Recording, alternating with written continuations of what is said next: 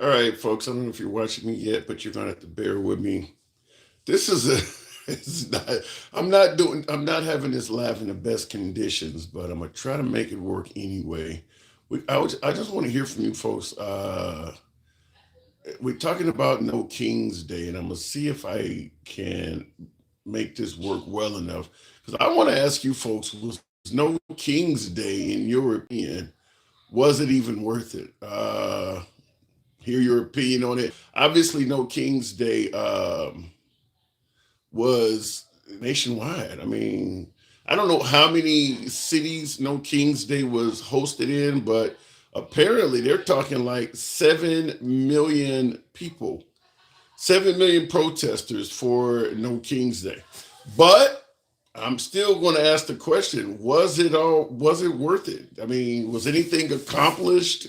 Will anything come out of it? We're going to talk about it from that end. So give me a moment to get my last stream up, and I will be starting to live momentarily. A little bit different, as you can see. My background is I'm on vacation, finishing up my last day. So, are you asking that question because it was no? I didn't expect it to be right. I don't. Listen. Everybody knows at this point that President Trump is going to be unsympathetic to anything the Democrats are asking for, protesting. If you riot, he's just going to have you killed. I mean, it's as simple as that. So I don't think you're going to have a whole lot of people rioting at these protests. Everybody knows that um, President Trump is kind of, looking for a reason to squash people that get out of hand. So if you're protesting President Trump and you get out of hand, you start rioting or looting, would it surprise anyone if President Trump gave the gave law enforcement, whoever they are, ICE, FBI, Homeland Security? Would it surprise anyone if Trump gave those folks overseeing the riot permission to use lethal force? So the point I'm making is I don't think you're going to have a whole lot of riots because people already know that President Trump is not going to take it easy on you. In fact, he's going to probably be more aggressive than anything you've dealt with. So that may keep rioting at bay. That really may keep rioting at bay is that your president will kill you if you get out of hand. Anyway, let me see if I can go ahead and get the live going if I can. I've been having some trouble with my stream here. We'll see what happens here. But nevertheless, we'll go ahead and start it up. I do appreciate you folks that are tuning in. Like I said, I'm doing an impromptu live. This is not normally how I do it, but last day of vacation, you'll start seeing me back as normal. My next live will be normal. Looking in the comments, Young Bryce says, yeah, JD Vance and Pete Hegseth were at the military demonstrations in Camp Pendleton, firing off rockets into the ocean. That's one city away from me at the same time as the protest. Yeah, President Trump even took to social media and I guess made some sort of joking reference of him dropping shit on the protesters. Look, the protests don't mean nothing to the president. I think that's pretty clear. The protests don't mean a damn thing to him. So you can protest all you want. He's making it clear, he ain't hearing that noise. So I don't think you can get any more clearer than that based on how he has addressed it. So I'm actually trying to do a lot. I'm trying to cancel some shit while I'm talking to you guys. So looking in the comments stuff, what I want to ask you folks simple is, do you think the No King's Day protests were even worth it? Were they worth it? Do you think it was something that should have happened? And if so, was there any gain? What was accomplished by doing so? What was accomplished by doing so? Ms. Mobetta says it does, otherwise he wouldn't address it. So what are you saying? You're suggesting that because President Trump is addressing the No King's Day protest, that meant something? All right, fair enough. And I do want to hear from you folks. Do you think that it meant anything at all, or is it something the Democrats should have held back on? 7 million protesters in I don't even know how many cities. It had to be a few hundred different towns. Every state. Now I'm down here in Tennessee, blood red Tennessee, and dozens of cities in Tennessee had No King's Day protests. So, I mean, listen, it's not just the Memphises, not just the, Nashville or Chattanooga or Knoxville, but even the smaller towns all around them had protests. So, dozens of cities in Tennessee had a protest. So, like I said, that Tennessee is a blood red state. And if it's happening in this state, it's going to be happening in other places. I heard even like places like Green Bay, Wisconsin, which overwhelmingly voted for Trump. They had a No King's Day protest, and some of the small towns surrounding Green Bay, Wisconsin, had protests. So a lot of unhappy folks, but will it make any difference? I see in the comments, Dems tears taste great. He said, Democrat tears taste great. He says there are fools everywhere. I don't know. I have to get your opinion on that. Dems tears taste great. What do you mean by fools? If you do not agree with what the president is doing, what do? Do you just simply deal with it until the next election, or should you speak out? Because I'm trying to figure out what makes you say they're a fool. I'd be curious to know. It was the biggest protest in the history of America. In the history of American protests, it had almost 8 million people, says Young Bryce. Wow. Wow. What does that say about President Trump if he is now in the history books as the president responsible for the largest protest ever to be held on American soil? What does that say? Because a lot of folks believe President Trump is doing a fantastic, outstanding job. I'm going to go to the box and try to see if I can make this work. All of my devices, everything's all switched up because I'm on vacation using all kinds of crazy shit. I'm going to see if this works. Sherbert, good evening. How's it going, Tim? Okay, it's going good. Okay, you're at work and I got you on on a different device. So what do you think? The No King's Day protest, was it worth it? I think so. We need to be able to show all the Trump supporters that he didn't actually have a mandate. He just had really loud, very stupid people screaming dumb things. And so the rest of the country sees that and is not okay with it. This is a very visual representation of that. Well, just to push back a little bit, I got to do that. Did he? Well, you say he didn't have a mandate. I'm going to challenge that and say maybe he did have a mandate, but he's not doing what the mandate was about, and that's what's upsetting folks. That's probably like a quarter of them. But then there's everyone that didn't vote but now see how horrible his reign is. And so now they're actually coming out and showing their disrespect to an authoritarian. But do you believe that America really believes that what Trump is doing is horrible for this country? I mean, I'm just going to say that. Now, you don't lean right, but folks who lean right, do you really think they've wavered that much? Some have. Okay. And then there's the cultists that will never waver. What percentage of Trump supporters do you believe qualify as, you say, cultists? At least 25%. When Lucifer fell, he took a third of the angels, and then MAGA's about 30%. I heard you say that, but that is a hell of a. I heard that said before. That's a hell of a statement. So when Lucifer fell, he took about. Wow, you're not comparing President Trump to Lucifer now, though, are you? No, I'm comparing him to the Antichrist that he is. What the hell? Listen, he may not be running the country in a manner you deem fit, but what's making you compare the man to the Antichrist? The ear wound that magically healed is a pretty big one. Wait, say that again? The ear wound that magically healed when ears don't heal like that. So because the man can take a bullet, as he states, for this country and heal a little bit faster than others, you're going to call him the Antichrist? Well, that plus his attitude towards everything, Giant Robert, appreciate that. TikTok. Division is the point. He very much matches that. He's here to destroy the systems. And MAGA just cheers on and go, woo, we hate everyone. And for some reason, that's okay. But was that not what he was voting in to do? I mean, you see folks saying, this is what we voted for. He was voted to flip the table. I don't like those people, Tim. They're terrible people. They're racist, shitty fucking assholes. I want everyone to love each other and be happy. And then we have MAGA Reacts coming here. Just wait, we'll see. When everything's burnt down, fuck you.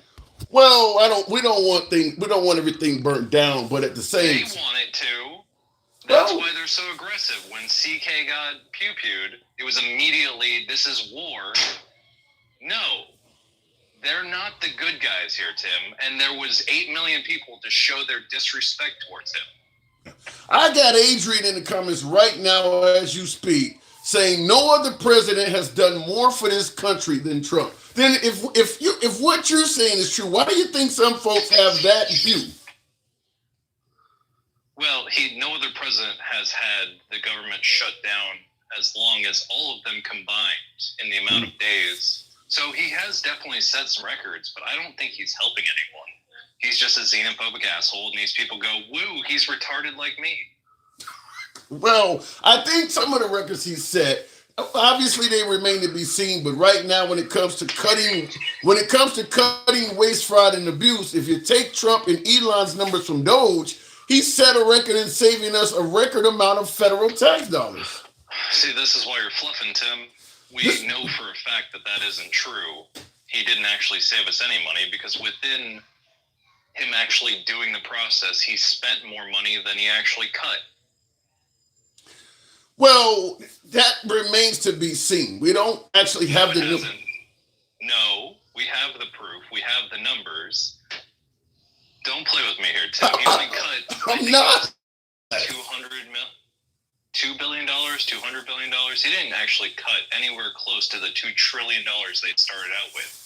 No, the numbers are in, and when everything they put up on their stupid little website of photos of shit, not the actual documents, were all things that were already half spent or already half done. But how do you save any money? Do you okay when Trump is suggesting that they found all this waste, fraud, and abuse throughout the federal government? What are you saying? You don't believe a thing he's saying? You don't believe any of it? I would say about 95% of that. 95%. Wow. But I mean, can you really trust most things coming from the administration right now? I mean, he tends to exaggerate a little bit sometimes, but a little. Some would argue all politicians exaggerate a little bit. Not to this level. And I will fight anybody that's otherwise. Did you see the video that he posted online of himself, AI version, I guess, or something to that nature, dropping shit on the protesters from a fighter jet? I have only seen the thumbnails, but that sounds exactly up his lane when he did the Riviera of the Middle East with the golden statue of him in there. Yeah. So, I mean, what does that say, though? What does that say in regards to what he thinks of your protest? That's what it says. You said what? We have a retarded president that's willing to just put straight propaganda out. I don't know. I think, and I see in the comments, Warren Kerrison, that President Trump's administration is the most transparent administration. So say that to the people trying to get the files released. Okay, maybe not as much on the Epstein files, but in terms of how they're not transparent about anything, Tim. They just sent that one guy to CCOT and then couldn't get any information about getting them back when the judge ordered, hey, you have to bring this guy back. Yeah, transparency all over the place. The White House is a glass building now, huh? Well, he has been transparent in regards to how he's trying to end all these wars. I mean, he's been clear about. I mean, you've seen the press conferences between him and Zelensky. Maybe not as many between him and Vladimir Putin, but you're seeing what he's trying to do. He's on television with Netanyahu as often as possible. Is that not transparency? When when most of the things he talks about are lies or just him being a showman. What is transparency? That's putting on a show. What has he said in regards to, let's say, the Israeli-Palestinian war that you believe is not true? That he actually wants a peace deal with it when clearly Netanyahu wants to just keep dropping, boom booms. Yeah, but you do realize the world, even the Muslim communities, are giving Trump credit for right now what amounts to a temporary ceasefire. Everybody is giving Trump credit for that. That's already failed, Tim. Stop bringing that up. It hasn't. The ceasefire was clearly propaganda because they already started bombing again. It hasn't failed to the level of where it was before Trump came in, though. I disagree. As soon as they started dropping those again, it was over. So you're Same thing as all the other ceasefires they did before. They lure the people in with food, and then they start going after them again. So you're saying that the Israelis have already began bombing and killing dozens of Palestinians again? Yes, that was my understanding from the news reports I've seen. What reason did the Israelis give other than they haven't received all the corpse back? What reason did they give to start it back? And has Trump intervened yet? Honestly, I haven't seen their excuses, so I couldn't tell you. But it didn't surprise me when I saw that they were starting back up again within 2 days. As soon as he didn't get the Peace Prize, they dropped again. Yeah. Well, in the comments, I think that says Sofa King has said Hamas was performing public executions. You heard President Trump state that if Hamas refused to disarm, the game was going to be back on again. So it sounds like maybe Hamas are the ones that broke the ceasefire. I don't know, Tim. And honestly, I'm starting to not care. They're going to do what they're going to do. And I would much rather focus on the no kings and getting back our country into a state of normal before worrying about other countries at the moment. It's already going down. Can you do that, though? When you say getting your country back, can you do that with the Democrats in a weakened state? The Democrats do not have a clear-cut leader, and President Trump is in control. And you don't have another election that at the national level, at Trump's level, for 3+ years. Can you do what you're suggesting? Probably not. But we're going to fight every damn bit of the way, because I can't just give in to fascist dictators. And anybody that's anti-Antifa means that you were against our soldiers in World War II. Here, I want to give you this before I'm moving on from you. Ange Brown in the comments. I'm going to give you this is a simple question. I want you to take it wherever you want to go with it. The question is, what are you protesting about on King's Day? Which is kind of in the name of the protest, but go ahead. That's a little bit of a stupid question because it is in the name. Yeah, it kind of is. We have to make some kind of noise. We have to show our disrespect to this dictator that does not understand unless it's a large protest. When he was getting accused of all the things when he was getting kicked out of the presidency last time, he kept saying, well, nobody yelled at me. Nobody, stood up from their chair and said, no, that would never work. And so unless somebody yells at him, he can't hear it. All he hears is the narcissism in his own head. Who the hell is brave enough to yell at Trump right now? Exactly. And even during his first term. So we do have a king. Yeah. When he's already declared himself a king, when he signed an executive order saying that only him and the attorney general could declare what the law actually meant. So if you're realizing that President Trump, in your own opinion now, is a king, why not try to work with him for the good of America? That's not how it works, Tim. Don't be MAGA reacts. Don't tell me to wait. No, I'm just simply saying, if you're saying a guy, you ever heard of the phrase, you can't beat him, join him? I'm not going to join a fascist. That's not who I am. Sounds like this could end with the phrase "off with your head." I gotta move it on, Sherbert. But listen, if things are going the way you're painting it, this sounds depressing, man. This sounds really depressing. It is depressing. This is the worst time in America I've ever heard of, at least since I've been alive. Yet Trump supporters think it's the best. Somebody got to get their story straight here. This is what we voted for. Sherbert, appreciate you. Have a good night. You too. You too. By the way, folks, tap the screen. I have not solicited that. My devices are everywhere, so my eyes are going to be looking everywhere because I got everything all mixed and matched. I'm on vacation. I'm not doing this by any means the way I normally do it. So tap the screen. Get your boy likes up on TikTok to 10,000. For you folks that are watching on YouTube, you know how the program is ran. We don't block, ban, or censor anyone. Nevertheless, liberals are welcome on the program, even though MAGA are my preferred guests. This has always been a MAGA-friendly program, always will be MAGA-friendly, but liberals are welcome as well. Looking in the comments, all that tax money wasted going after Joe Biden, couldn't find anything, so they go after his son, who wasn't and will never be president, says Classy McGee. Well, listen, wasting money going after a perceived enemy is kind of how politics works. Some would suggest the 34 felonies President Trump encountered in New York was a waste of money going after President Trump for what they suggested was a victimless crime. There was really no need to rush and punish Trump for that. The goal was political. And of course, President Trump, now that he's in the White House, is doing exactly the same thing to others.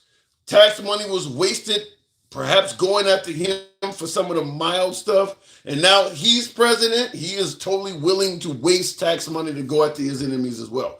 He's not going to take the high ground on this. If he feels you fucked him over, he's going to return the favor and fuck you over. Looking in the comments, though, the people in power from both sides want us to fight among ourselves while they gain more power and money. United we stand, divided we fall. I think, Amy, your comment resonates with many, but at this point, it appears as if America would rather fight. It really does. On both sides. It appears as I've had shows where I've asked folks, is there anything President Trump can do to get you to work with him? A lot of liberals say no. And then, of course, President Trump has already stated he hates all Democrats, so he's not going to work with the other side either. Trump 2028 says AMP. Let me just say it like this before I go to tap the screen, get me on up to 10,000, smash that like button if you happen to be watching on YouTube.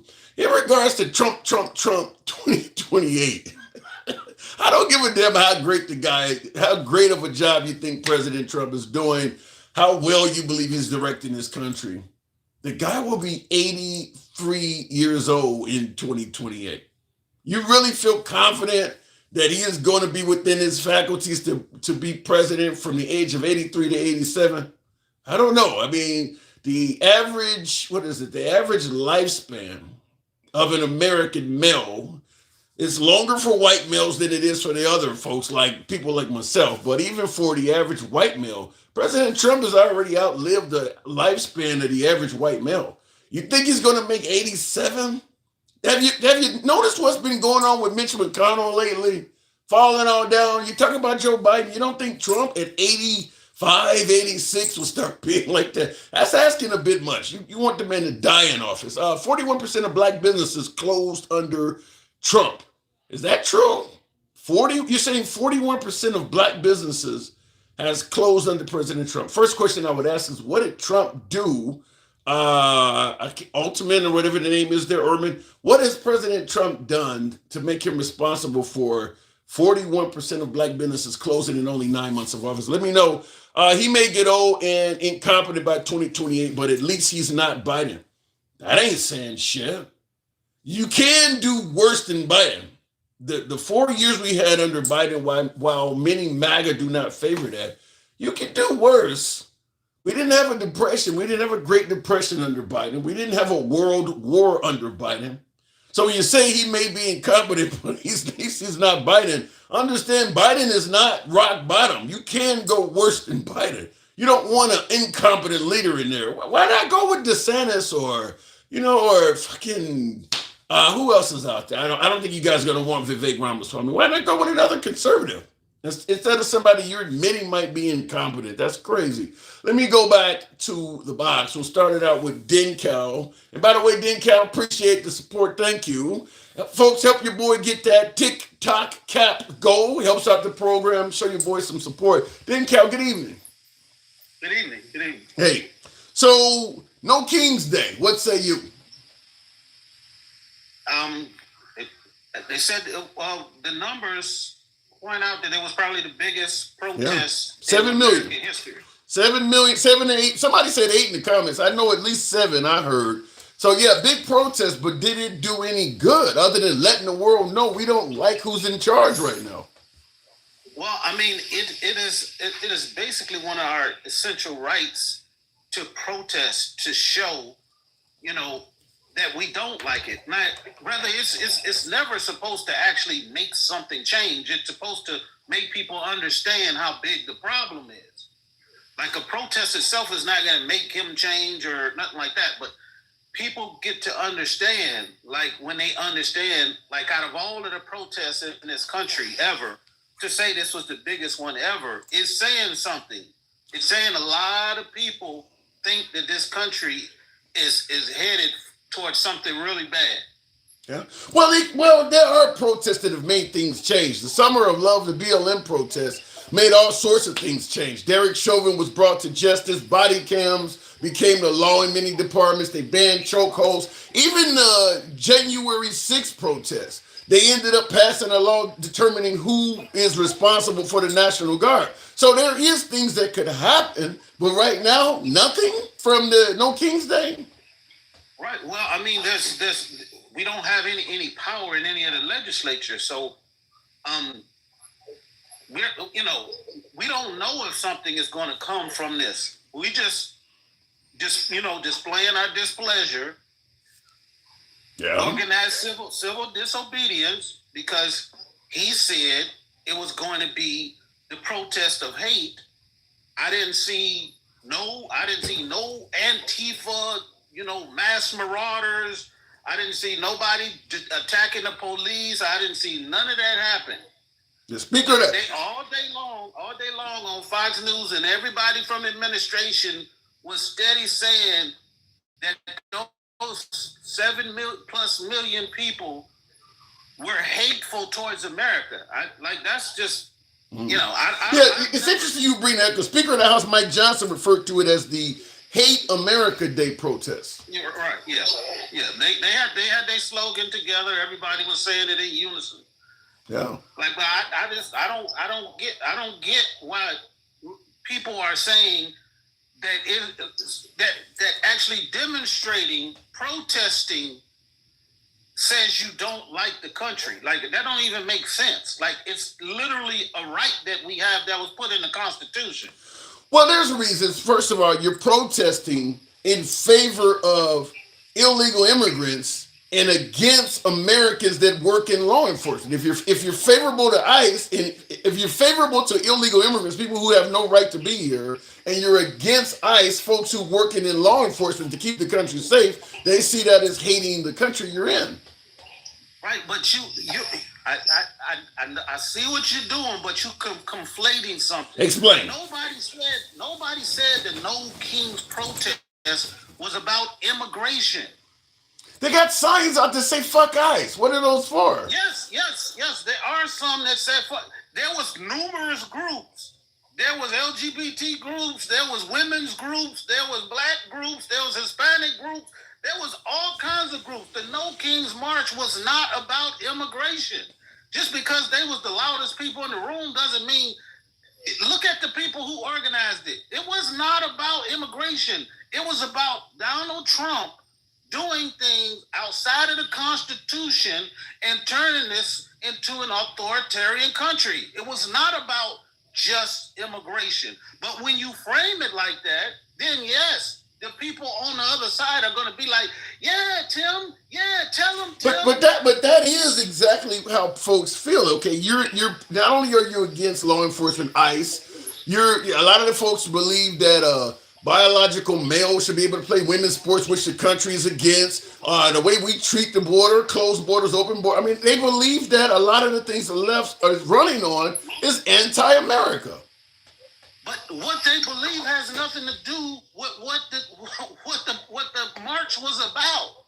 You just conflating it and saying, well, that's really what it was. No, it was not about it. I just told you it was many different groups, and the people who organized it never said nothing about we just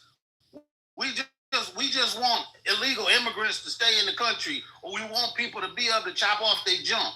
Like that, when you frame it. But you know that plenty of people in that crowd, that is what they want. I mean, there are people walking around carrying transgender flags. There are people who are saying fuck ICE. So you're saying the whole thing was not about that, but plenty of people in the movement were in favor of that kind of stuff. Listen, man, you can call it what you want to, and you can keep supporting these people who keep making up this scenario that's not fucking real. Me and you both are liberals. Do you think I got some hitting love for LGBT? Like, I want them to be able to have more laws than I do, or you think? But that's you and me. Let me give you a comparison. Let's say, for instance, there were some folks waving swastikas among millions of folks on the right.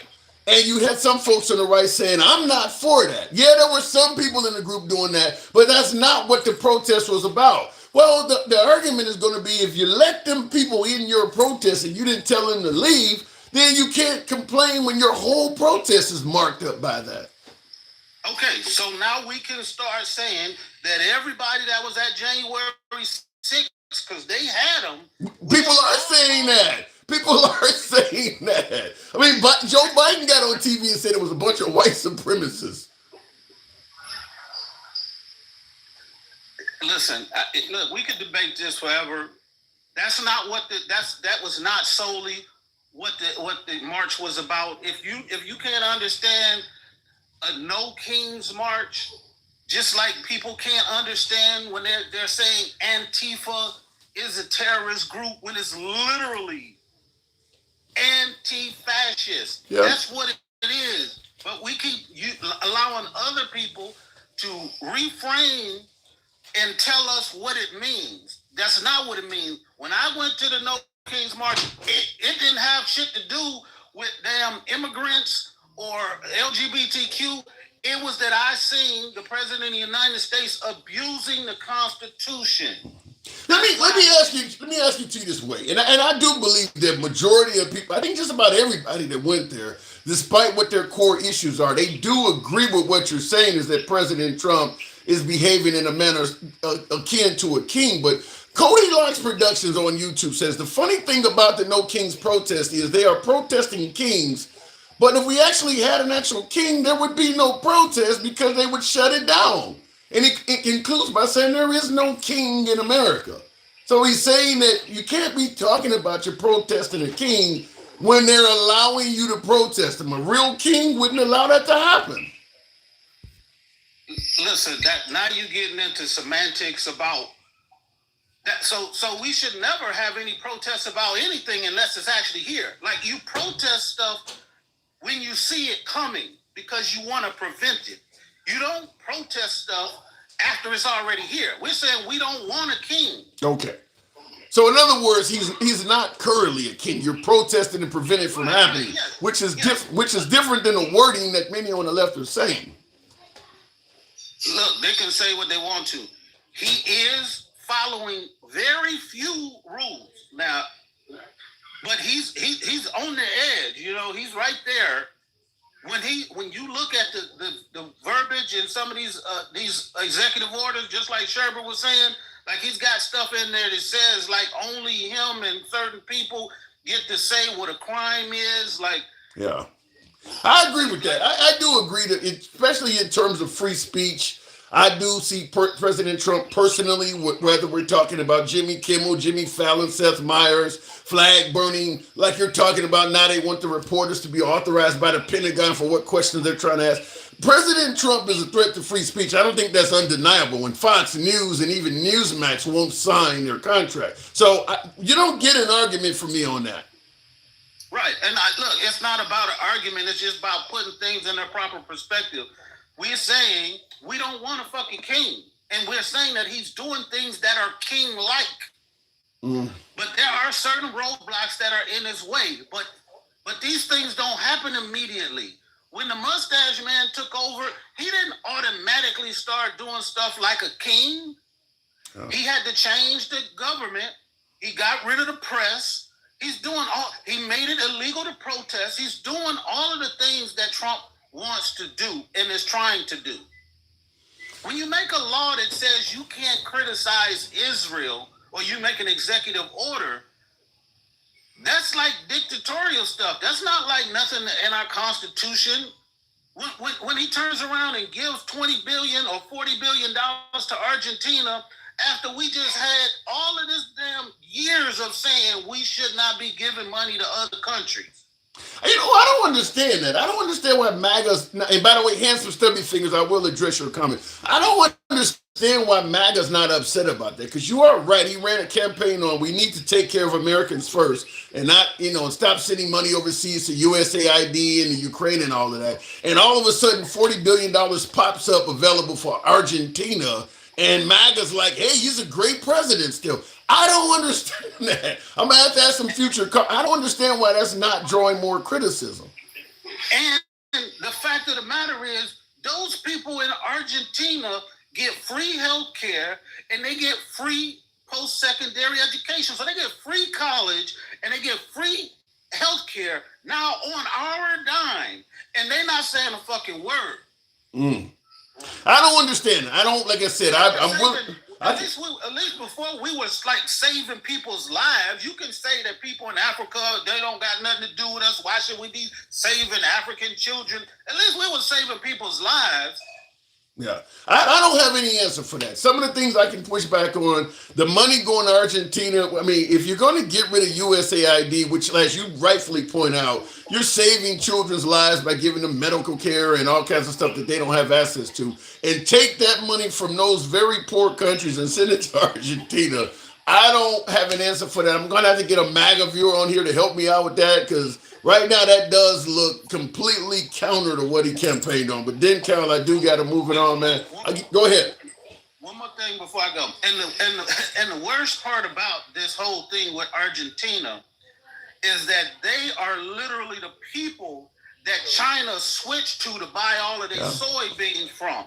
So not only are they getting our money to go to school and to feed their people and give them free health care, they also took billions of dollars from American farmers that are going out of business right now because of the tariff stuff. And MAGA ain't got shit to say, but he great. Bro, there's a significant amount of MAGA among farmers. Let's see how it comes out over the coming year. But I don't have an answer for that. I agree with you, but I don't have an answer for that. Then, Cal, appreciate you coming through. All right. Anytime. Real quick, thank you, Gangsta Grandma. I did see that, by the way. I was letting my guest finish the conversation, but thank you, Gangsta Grandma, for your support. By the way, help your boy out with the TikTok cap goal. Helps out the program, helps out the algorithm. You know how it works. Handsome Stubby Finger says 8 million people came out for No King's Day. Wonderful, Tim. Good afternoon. Happy No King's Day. LOL. Enjoy your vacation. Republicans are running scared now. I don't know if No King's Day is something is making Republicans run scared. It's gotta produce something. I don't see where No King's Day has produced anything of any significance for the Democrats other than bragging rights to be able to say going forward that President Trump is now responsible for the largest protest against a president probably in our nation's history. 8 million, as many as 8 million. I'm hearing anywhere between 7 and 8 million. That is a lot of fucking people. Cody Lunch Productions, you're countering by saying Jimmy Kimmel was fired by the network. There's no indication Trump orders read, or I guess you're saying there's no indication that Trump's orders had him fired. That's ridiculous to say. He is behind it, living a fantasy, and he hasn't made any law about Israel. I haven't heard about any law about Israel, but to me, it's a hard sell to suggest President Trump was not responsible for what happened to Jimmy Kimmel. That's a real hard sell to me. Simply put, two things happened. After what happened with Jimmy Kimmel, President Trump is out there talking about, well, first of all, when, what is the guy on CBS? Colbert, Stephen Colbert, when he got terminated, President Trump took to social media and stated Jimmy Kimmel needs to be next. Jimmy Kimmel gets terminated, and President Trump takes to social media and states that Jimmy Fallon and Seth Meyers need to be next. In addition to that, where he's calling out what's happening ahead of time before it happens, he also had his Federal Communications Commission director state that if you're speaking negatively of Trump or late night shows, you should lose your broadcast license. Now, if the network fired if the network fired Jimmy Kimmel solely because of what Jimmy Kimmel said in relation to the murder of Charlie Kirk or whatever, it should have just been at that. But President Trump added so much to the conversation, it's real hard to believe that he had no involvement with it. When you start suggesting that your FCC advisor, your FCC director should fire people, basically lose their broadcast license, take them completely off air. He's done it to NPR. I mean, he's made it clear he's targeting Democratic platforms now. It's hard to believe. To me, it's a hard sell that President Trump didn't have anything to do with Jimmy Kimmel. Not to mention, Jimmy Kimmel comes back on air and Disney does not even require him to apologize. So it looks to me, maybe I'm wrong, maybe you're right there, Cody Locks, but to me it looks like Disney did not want to go by way of CBS 60 Minutes or many other law firms and everything else that got on the bad side of Trump, and then Trump attacked them. So they just decided to cave by slicing off their late night talk show hosts. And then when they started losing all sorts of customers and it became unpopular from the other direction too, they brought them back. Because President Trump took to social media and stated when they announced Jimmy Kimmel was coming back is that he was told by the Disney network that Jimmy Kimmel was fired permanently. And then he made an additional threat that he might sue Disney for bringing him back. First of all, why the hell would Disney, if they're firing one of their employees for saying something they don't like, why would they contact the White House? So, yeah, it's a hard sell to suggest that Trump ain't involved in that. Just like with the indictment of John Bolton, Letitia James, and FBI, former FBI Director Jim Comey, a lot of this shit might be possible if Trump didn't open his mouth and ad-lib all kinds of shit. The message between him and Pam Bondi, where he's telling Pam Bondi you need to start going after people, that's going to come up in all three of those cases. Just like with Jimmy Kimmel. If Jimmy Kimmel had to sue Disney for not bringing him back, President Trump's message is going to come up.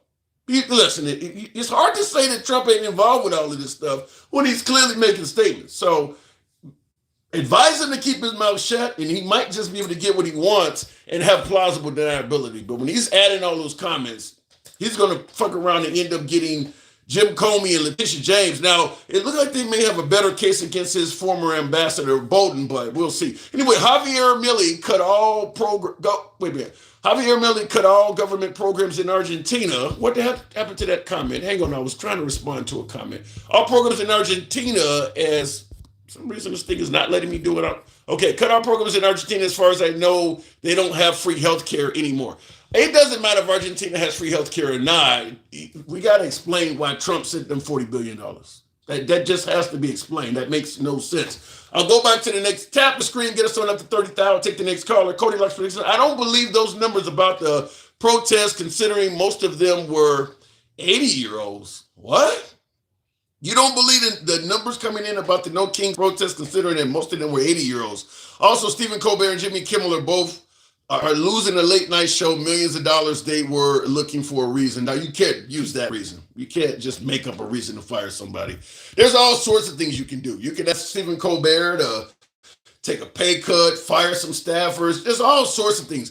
Do it Monday, Wednesday, and Friday. There's all kinds of things you could do other than just skipping from he's working full time to firing him. I don't buy that. I think that when President Trump opened his mouth, he's subject. He made himself subject to being responsible for it. He spoke way too much on what happened to Stephen Colbert, Jimmy Kimmel, and then he was starting to threaten Jimmy Fallon and Seth Meyers. He spoke way too much on that. Let me go back to the box, and thank you folks that are tapping the screen. We'll go to Takesha Bowie. I pray you look up crowds for higher paying protesters for both No Kings. I would, hang on a second, Mike, Takesha rather.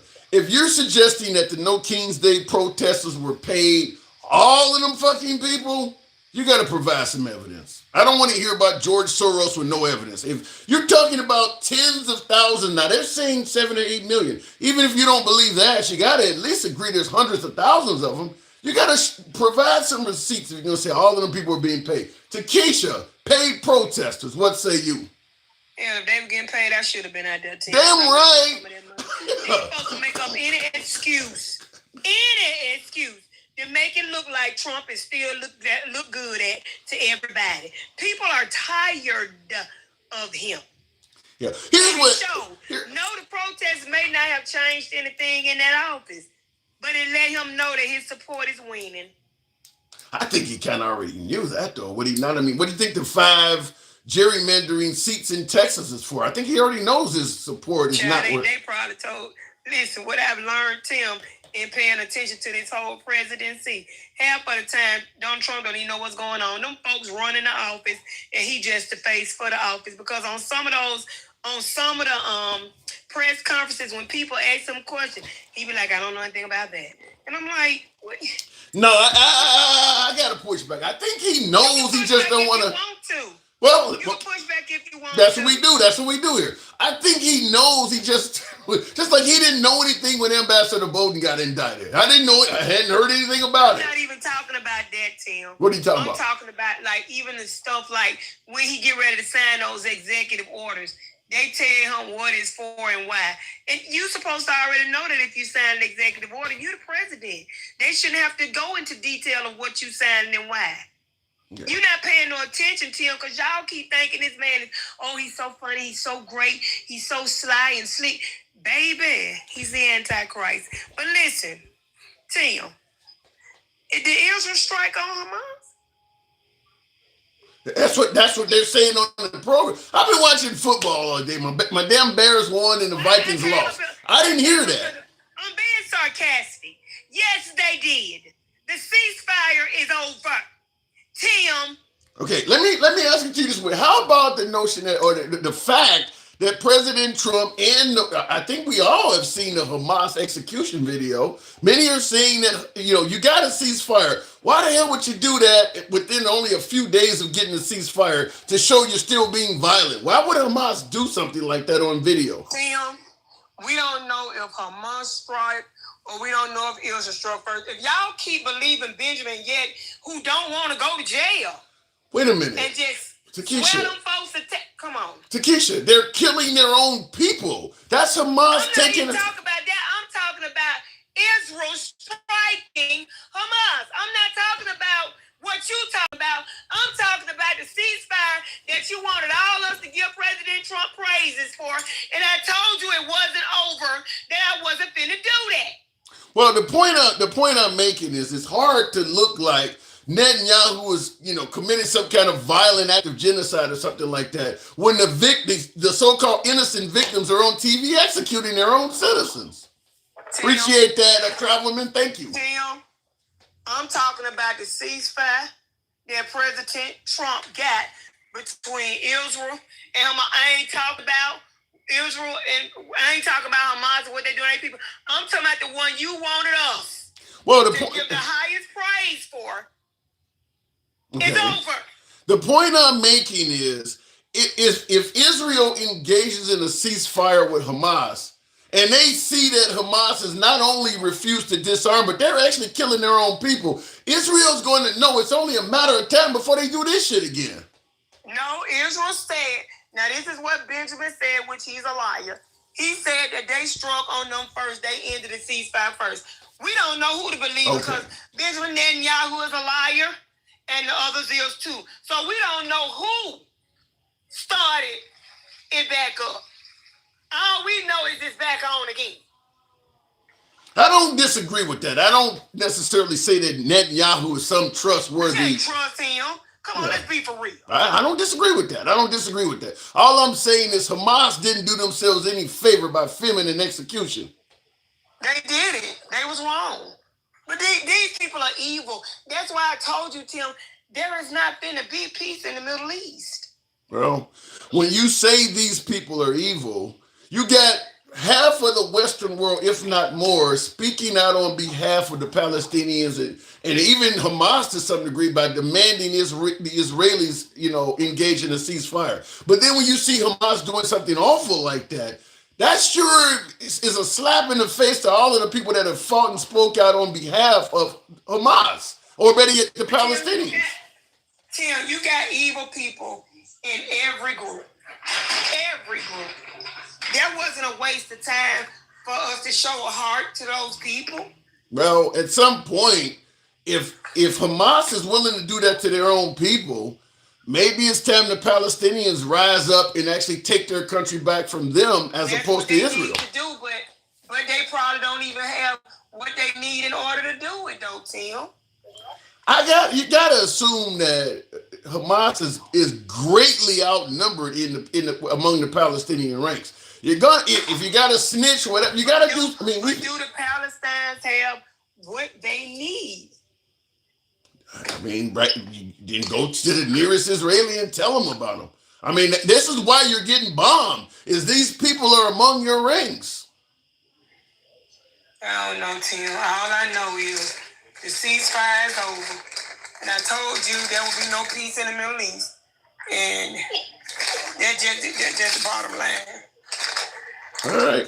How do you feel about the No King's Day parade protest? Was it worth it? You got something real loud going on. It sounds like you opening up a. Sorry, child. I was flouring my chicken.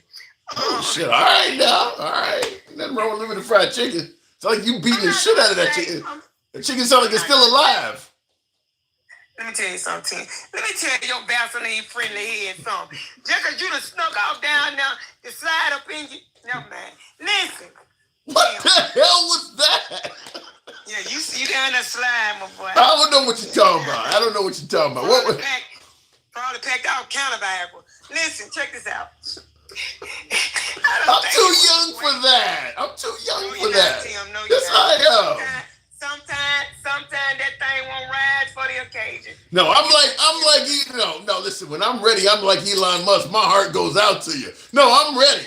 I'm ready. Tim. I'm ready. Tim, that thing probably like a slinky.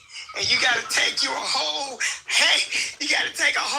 clothes hanging up at night. Oh my! So you can stand up in the morning. You're the wrong person because you just too comical. I'm not gonna win this, so I'm gonna leave it alone. But I'm gonna tell you, I'm ready. Stay ready so you don't have to get ready.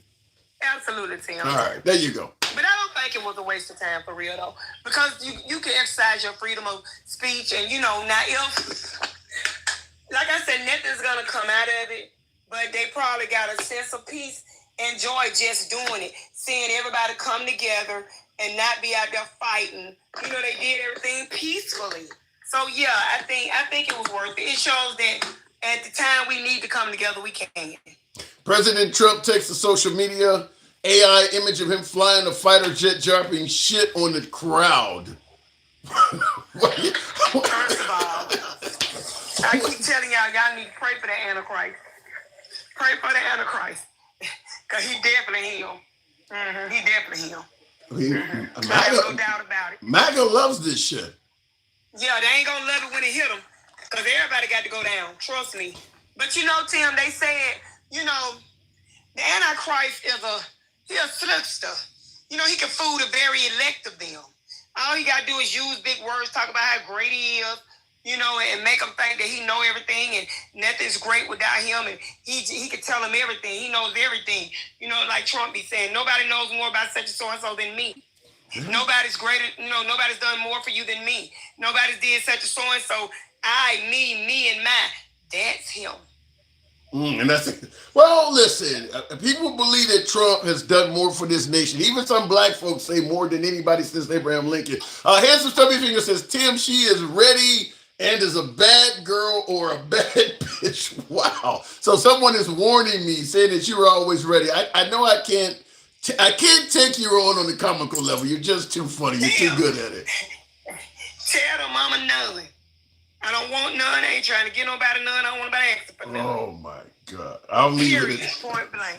You don't want none. You ain't trying to get nobody none. You don't want nobody asking for none. All right, my lips are sealed. Well, that doesn't mean your emails are closed. I gotta move it on though, to Keisha.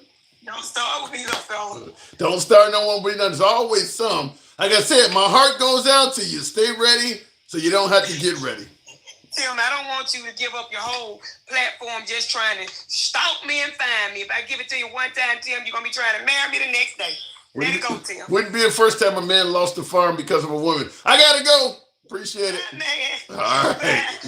Going back to the box real quick in the comments. Cody Lotz, if you're not making, now this is in regards to Jimmy Kimmel. He says, if you're not making the company money, that's good enough. That is a good enough reason to be fired. That is true. If you're not profitable, that is a good enough reason to be terminated. But he says The issue was that they had contracts they couldn't break, and Kimmel gave them a reason with his comments on Kirk. I still don't buy it, Cody. I appreciate your input, but I'm gonna tell you something. I believe that President Trump spoke way too much about the firing of Jimmy Kimmel, and it is my belief that if Jimmy Kimmel had sued, not ABC too, the Disney Network is what owns ABC, but I believe that if Jimmy Kimmel had put in a lawsuit of wrongful termination against Disney, he would have had a really good chance of winning it. Because President Trump's name is all over his termination. It's all, and that's not to suggest that who knows who at Disney might have been getting direct emails from the White House. I just believe Trump's name is all over that. I know you disagree with me. That's fine, but I do believe that if Jimmy Kimmel had sued Disney, he would have had a really good case. Maybe he would have lost. Maybe you're right. But I think he would have had a good case. And I don't think ABC wanted to deal with that. Cody says, you think they're gerrymandering in Texas? Look at Illinois. It's the worst state for that in America. Race-based districting is illegal now. I don't know. I think North Carolina is also real heavy with gerrymandering. But once again, I'm going to go back to what I just said about Jimmy Kimmel, what I said about, what is this guy's name? Jim Comey, Bolton, and Letitia James. Once again, you have things that you may have plausible deniability, but Trump just speaks and talks so damn much, it affects stuff. Like you're talking about gerrymandering in Texas, you're talking about how Illinois is the worst. President Trump's name is all over gerrymandering in Texas. Just let Greg Abbott, the governor of Texas, make a phone call to him behind the scenes, let him do your bidding for you, and so be it. But when Trump is on air saying, I told him I need 5 more seats and shit like that, that just adds fuel to the fire that shouldn't be there. A lot of stuff that you want to suggest happen naturally or organically, it's really hard to believe that when President Trump is just talking all about it, making it sound like he's responsible for it. President Trump stated, I said I need 5 more seats in Texas. So that excludes anything about, well, it kind of happens normally and it's just a census and people are moving. Then why the hell is the president saying he ordered it? So President Trump ruins a lot of the defense you're putting up because he opens his mouth so damn much. Hamas broke the treaty first by refusing to disarm, and religious relinquish power is Hamas' fault. The problem with Hamas is, listen, anybody could be a member of Hamas. And as my last caller pointed out, the lack of trust with Netanyahu, because there's no way to prove if somebody is a member of Hamas or not. Anybody could pick up an AK-47 or whatever's laying around from some dead person in Israel. And then they can say, well, see, there's one of them that's armed and start going back. Anybody could do that. Cody said, to be the Antichrist, the person must claim to be Christ, and Trump doesn't. He jokes about it, but he's not being serious. I don't know, because President Trump does sometimes make it sound like he's a devoted Christian, and then sometimes he says he's not. I don't know of anybody who jokes about being a Christian or not. That's the first time I've heard that. Let me go back to the box. You either are or you aren't. I don't know too many people who joke about being Christian. That's a tad bit different. Going back to the box, go to Mike. Good evening. Already at Gangsta Grandma. No fluffing, of course. Gangsta Grandma. Yes, you are. You're fluffing to the damn, whatchamacallit. Yeah, you stay fluffing. Boy, stop with your bald-headed ass. What have I said to make you have any critique for him today? Stay fluffy. Well, I got pushed back. Oh, golly, Tim. That's not appropriate. You know what? You can have your cornstarch ass monkeys, okay? What is a cornstarch monkey? Cornstarch monkeys. They the fucking damn maggots. You gotta loosen up a bit. I mean, No, they cornstarch ass monkeys. How is that not? How the hell is that? They're like monkey do, monkey see. They be running right behind the big cornstarch monkey. How the hell is wait. How the hell is referring to MAGA as cornstarch monkeys not racist? You know damn well if somebody called an African American a monkey, you would be yelling racism. They call us out here. They call us the N-words. They call us you know what. Don't go there. for shit. They fucking cornstarch monkeys. So what it's- were they gonna be so- my ass? So in other words, you're making racist comments against MAGA as That's not revenge. racist. It's cornstarch. Okay, it's a powder, and it's a fucking monkey. That ain't racist. And you're telling me that if I ain't saying saltine yet. you're telling me that if MAGA referred to you as a monkey being an African American woman, you wouldn't say that's racist? That is racist. But it's not when you do it. No. They peasants. They beneath me. They peasants. I think Yeah, they're just cornstarch monkeys. Why are you trying to defend they sorry? They'll put you in a fucking tree. so it got nothing to do with putting nobody in a tree. It sounds like Yeah, it has a lot to do with it. It's- No, they big mad because we're not protesting. Look how big mad they is. it sounds Look how like big mad they are. it sounds like you have the attitude of your shit don't stink. You can call them monkeys, but they can't call you a monkey. I call it motherfuckers. They ain't big enough to whoop my fucking ass. I wish they would. And guess what? Next month they're gonna be crybabies. They took my food stamps away. Oh well. Got your fucking damn asses. You voted for the shit. How do you respond? Now I got a viewer that said that President Trump jokes about. He says joking about being Christian himself is not being Christian. That's different. Do you see Trump as a Christian?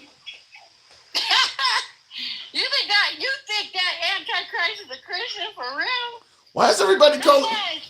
That man put the Holy Bible upside down. That man added to the Bible. That man is Satan, okay? He is not no Christian. He's doing everything against the Bible. He is not no damn Christian. Hell, he touched the Pope and he died. That was JD. He touched the damn Pope and he died 3 days later. Wasn't that JD Vance that met with him? Yeah, that's JD Vance. All of them are Antichrist. That's his little devil feed. They touched the Pope and he died. You're not. That's some shit. You're not genuinely blaming President Trump for the death of the Pope, are you? Hell yeah, they're both ain't evil. Vice President him, they touched that man and he died. And that's holy right there. Yeah, I see Shelly V says doing the devil's work, she is right. I think that's going a bit hard to say that Trump killed the Pope. That's a bit much. Listen, okay, maybe the guy is not as a devoted Christian as some people are, but He's not even a Christian. You know what? They are not Christians. The maggots, the little monkeys, they're not Christians. They are Christian nationalists. Don't come at me. I'm giving them the same fucking damn energy. They're Christian nationalists. Okay, they're not Christians. Stop doing that. They're the ones that hold the Bible against us in slavery. They don't even know what a Christian really is. All they want is to throw the Bible and use God as a weapon. so God's not a weapon. well, I mean, I would hope not, but in the comments, I got Gina Yates says, how is he doing anything against the Bible? Who can say who is a Christian or not? She's asking, who are you to know who's Christian? I'm a Christian, and guess what I do? I feed the poor. I don't look at the immigrants as vermin, like he said. Okay, I don't look at the immigrants poisoning our blood of the United States. And who he's kicking out, the Mexicans, okay, they are native to this land. They are indigenous to this America. See, motherfuckers don't think. And the same fucking people are doing that are the same people that came over here and gave us this shit. And alive the natives. So fuck what they doing. They're the colonizers. Now you They mentioned. don't belong to this land. They go back. If I was the president, I'll send them back. Wait. If you're the president, you're going to send who back? The cornstarch monkeys. You need to stop that. That's horrible. That's not horrible. That is. They white, right? They cornstarch. Oh my God. And Listen, they follow the prayer. They follow him like a fucking monkey. Yes, monkey do monkey. you do realize there's a hell of a lot of minorities, Hispanics, and black people that voted for Trump too, right? They house ninjas. They want to be white so bad. They want to be at that damn table so bad. unfortunately, they'll never be at that damn table. They What? sell their soul. Why are you bringing race into it? Why can't you just This understand? is about okay, you. Oh Lord, have mercy. Why I can't you stand understand? Fucking bald-headed looking ass some damn time. This is about race. This is a hellfire expensive race thing that's going down. Okay, they knew what they voted for. They knew it. They don't want our asses in this damn country. But yet half the damn motherfuckers that kicking out belong to this damn country, okay? How about this? Rachel Jane Gardner says, if you yourself were a Christian, gangsta grandma, you wouldn't be using that filthy language. Tell her to kiss my black ass. God forgives me, okay? God knows I'm at work. God tells me I do got change in my mouth, but see, he forgives me. Oh my God. He'll forgive the cornstarch monkeys that be doing the worst. That uses God as a fucking weapon. That goes and does everything to black and brown people, and that says they hate the immigrants and every damn thing else. Shut the fuck up. Tell her to take a white ass to go somewhere. Okay, I won't even go any. I'm sorry I even asked. I apologize to the folks who even. Wow, you really went off the deep end with that. But yeah, because I'm so sick of these people. Oh, how you gonna tell me? Don't go there, because you ain't even a damn Christian. You're a Christian nationalist. There's a difference between a Christian and a Christian nationalist. Elaborate on that. I want you to explain it. What is the difference in your opinion between a Christian and a Christian nationalist? A Christian follows God, what God says, right? Okay. A Christian don't use the Bible against people like the Christian nationalist does. The white teen man, the orangutans, they use the Bible against us. You got more nicknames than Trump at this point. Orangutans. Orangutans. It is what it is. They filthy to me. They don't even know what taking a bath is. I swear half the motherfuckers don't even know what a rag is. You see their asses? Some of them don't take a bath every once a week. When you look at, when you look, wait a minute. Their mamas and their daddies and their granddaddies, their sisters, their brothers, they interbred, all they motherfuckers are nasty asses. How could you say that? When you look at Melania Trump, she's a former supermodel. Does she not look clean? She looks fucked up, tore up from the floor. I swear to God, I told you I'm bisexual. And I seen that coochie, oh Lord, it made me sick. I'm like, damn. I'll never go white, never again. I'll never go white. That made me never go white. I can never go white. When I seen that coochie, I stay chocolate all day. Melania, you don't think Melania Trump is an attractive woman? With all that plastic surgery? She's plastic. No, that's Christy All Nome. that shit is plastic as hell. Nothing real is about that woman. Michelle was all woman. She didn't have shit done to her. So you see Michelle Obama, you see Michelle women are beautiful anyway. So you see Michelle Obama as attractive and Melania Trump is not. Yeah. What are you talking about? She's beautiful. I'm just asking. She don't have to do all that shit. She don't have to get breast implants and she needed a coochie implant or some shit because that was fucked up, tore up on the floor. She needed something done with that shit. That was nasty. But she didn't have to do all that shit to so-called look good, to go buy her ass into Trump. Now in the comments, Madrid says you talk like all. He said she talks like all of you Democrats with so much hate. How do you respond to folks who suggest that you're a hateful woman? I'm not hating. See, let me tell you something. I'm a good woman. You feel what I'm saying? I'm just a mean fucking woman, no. I spell it, I tell it like it fucking is. See, I give the same fucking energy back. I don't like racist pieces of shit. You know what I mean? I don't like cornstarch monkeys. They come and they they're trying to destroy the United States.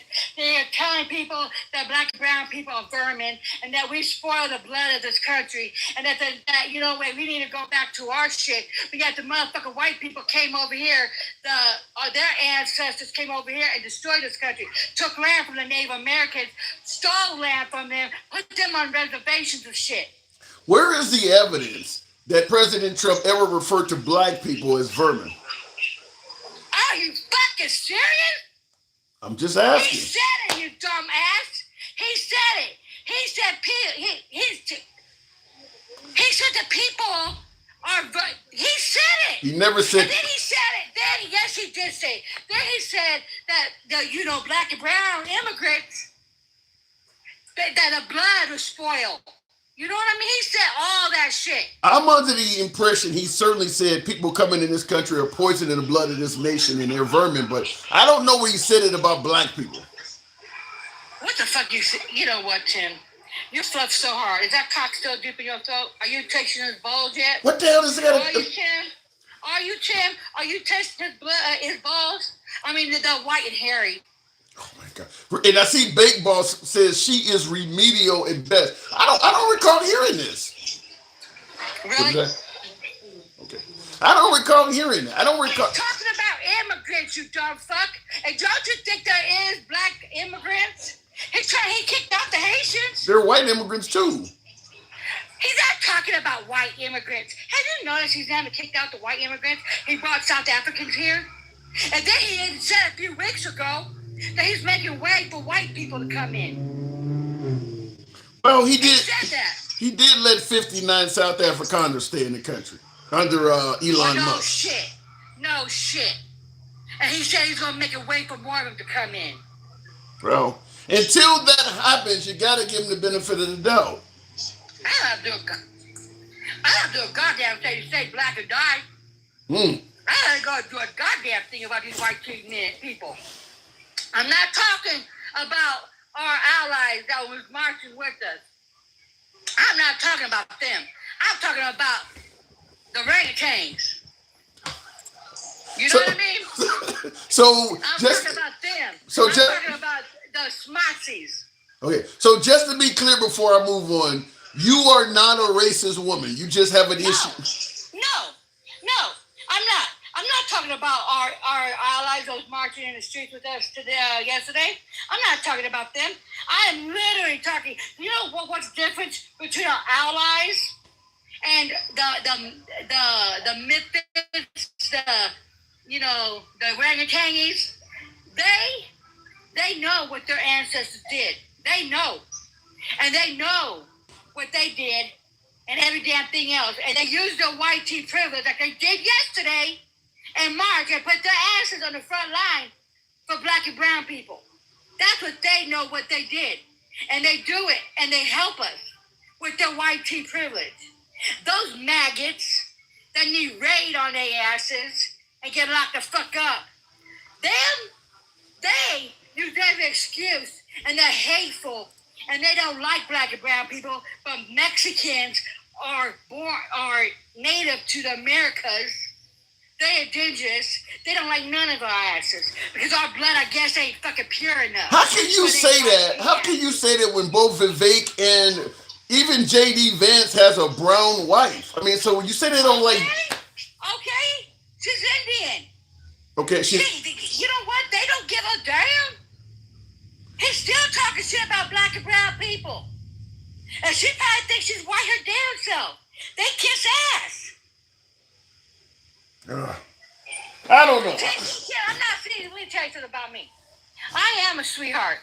I give a shit off my back. I do. And I have white friends. And I have a few of people that I know very closely that's in my inner circle that's going to be hurting next month because they're going to get food. They're not going to get their food stamps. And like I pulled them aside and told them if they need help, I got them. I'll help them. And they are white. Okay? They are white. But they are my allies. They are our allies. They will go for bat. One of them was rocking a damn frog uniform, frog outfit, and the other one was rocking a damn rainbow unicorn at the damn what the hell? protest yesterday. Okay, that's good. It is good as white people. I'm not talking about our allies. I'm not talking about the good ones. I am disrespectful to the ones that put us in this fucked up situation that we have to go out here and protest, and because those things will take our fucking voting shit away. And you don't think they don't like, and you know what the maggots are saying? Well, they're not doing that. Yes, they are. They are mad at us because we're out there protesting. He ain't no king. They don't even comprehend that's how dumb they are. Well, why we're protesting? We're protesting because he's trying to be one. But they don't. They believe you. They believe you. I gotta move it on, but they believe you hate America, Gangsta Grandma. That's why they believe you're protesting. You hate America. That's what the Speaker of the House, Tim. Well, what about January 6th then? Good We was argument. out there peaceful. We was out there peacefully. We don't hate America. We're standing for America. We don't like the vermins, like they say. We don't like, Smittler. That's what they are, the Smittlers. All right, Gangster Grandma, always a pleasure. Appreciate you coming through. At least it wasn't on me today. Thank you. Going back to the box, by the way, tap the screen. Get the lights on up. I can't even see without my damn spectacles on. By the way, we don't block, ban, or censor, despite some of my guests. You know the program is MAGA friendly. We do take MAGA callers. So if you're on TikTok or right now TikTok's the only platform because I'm on vacation. But if you're on TikTok, the handsome liberal on TikTok, come on over. It does not matter what your political affiliation is. We'll put you right up. We don't block, ban, or censor any damn body. As you can see, you can be critical of anyone on this program, including yours truly. Tap the screen, get the lights on up to 60,000. Real quick, I want to read a couple comments here from production. It says, Christ equals Jesus. That's not the same thing as Christianity. That's complicated. You're saying Christ equals Jesus, and that is not the same thing as Christianity. Trump makes jokes about being Christian, laughing my ass off. To be anti-Christ is to claim you are Christ, or in other words, Jesus. Also, the caller has big double standards. I can see the double standards, but okay, you're saying Christ equals Jesus, and that's not the same as Christianity. Trump makes jokes about being Christ. Whatever happened to using the Lord's name in vain and all of that stuff? What? Why would you? Who the hell makes a? Since when is saying I'm a Christian when you're not considered to be something where people break out laughing at? I don't. That some of the jokes make no sense. Have you ever seen a comedian on stage say I'm a Christian and then say no, it's just line of food you, and people started laughing? I don't know. I don't even understand how that qualifies as a joke. That doesn't even make any sense. Mexicans are not natives to Americana. They came from Spain. Well, I think Cody, like you kind of, I don't know if I agree with that. I believe the Mexicans, the folks who were indigenous to the area known as Mexico, were overcome by the Spaniards, promoting the language of Spanish. But it's the same people are there. The same people are there. I don't know if I totally agree with that. That you say Mexicans are no, I don't believe that there's no indigenous people in Mexico. I don't know if that's a history lesson. I mean, get into the Incas and the Aztecs and all that shit. Cody Luxo said that the Bible started a nation with God at the center is blessed. Nationalism isn't always bad. It has a bad rep from Germany, from World War II Germany. Well, I'm going to tell you something, because I don't know of Christian nationalism before the Germans started using it. So I agree with the part that has a bad rep. But I also go on to state that the more things the Trump administration does that also appears to be from Germany in World War II, in addition to claiming to be nationalism, it starts making them look bad. And there is a lot of links. I mean, obviously, my last caller was talking about Trump referring to immigrants as vermin and poison in the blood of this country. That has a link to Germany in World War II. We're still trying to say Elon Musk somehow had autism to the point where he threw up a Heil, Adolf salute. I don't know who else I've ever seen that has autism that goes around throwing up salutes like that. Of course, what is the Charlie Kirk's group name that all of those emails and text messages just came forward from? Turning Point. All of it, the more stuff the more similarities between 1930s Germany, you start making too many similarities, and then that whole Christian nationalism starts to just become yet another similarity. January 6th had 200 plus FBI instigators. I haven't seen any evidence of that. I've heard Trump say Antifa was there. I've heard them say BLM was there. Trump said so many things I'd say the 2020 election was in November. So let's go back a couple months before that election. Let's go back to say September 2020 till Biden became president in January 2021. Trump said so many things during that time period that have turned out not to be proven or to be actually false. I don't know what to go with. I don't know what to go. Trump said so many things in regards to that 2020 election and January 6th that I do not know what to go with, including 200 FBI agents were there, or Ray Epps, the whole Ray Epps scenario. He said so many things that went all over the place. In fact, he said more things that have been not proven or turned out to be false than he said that's been true. Most of the stuff Trump has said during that time period has turned out to either be not proven or to be proven false. Christ is another name for Jesus. Christianity is a name for his followers. It's not that hard. I'm just going to go back to what I said. I've never heard somebody make a joke about being a Christian. There's no comedy in that whatsoever. I've never heard somebody, and certainly Christians, I've never heard Christians think it's okay to joke about that. That makes no sense. He called human traffickers vermin, not immigrants. I have to go back and look. I can't dispute you right now because I don't have my whole computer set up behind me, but I'm pretty sure when President Trump used the term vermin, the American public did not think he was just referring to human traffickers. I think they thought he was referring to a lot more than that, because you said vermin. He also said people were poisoning the blood of this nation. I don't know. Okay, but we'll go. I can't prove you wrong right now. Let me go back to the box, and thank you folks that are tapping the screen. Get your boy on up to 65,000, if you will. We'll continue on with Mike. Good evening, Mike. Welcome to the program. That's so out of context, says Lulu. With President Trump, anything you counter him on, you're probably taking it out of context. Mike, good evening. Are you still on vacation? Yes, sir. Were you down there eating a lot of chicken shit soup down there? Because you on some chicken shit today. You on some chicken shit today. How's that chicken soup down in Tennessee? What the hell have I said to make you make a statement like that? Some bullshit today. You was fluffing so much at the beginning of the program. Come on, Tim. Let's be honest. Let's be honest about some things. First of all, the last thing that you read where someone said the FBI had all these agents. Who would have deployed those agents? First of all, it was bullshit. But who would have deployed those agents? Under whose administration would those FBI agents been down there, Tim? That's an excellent.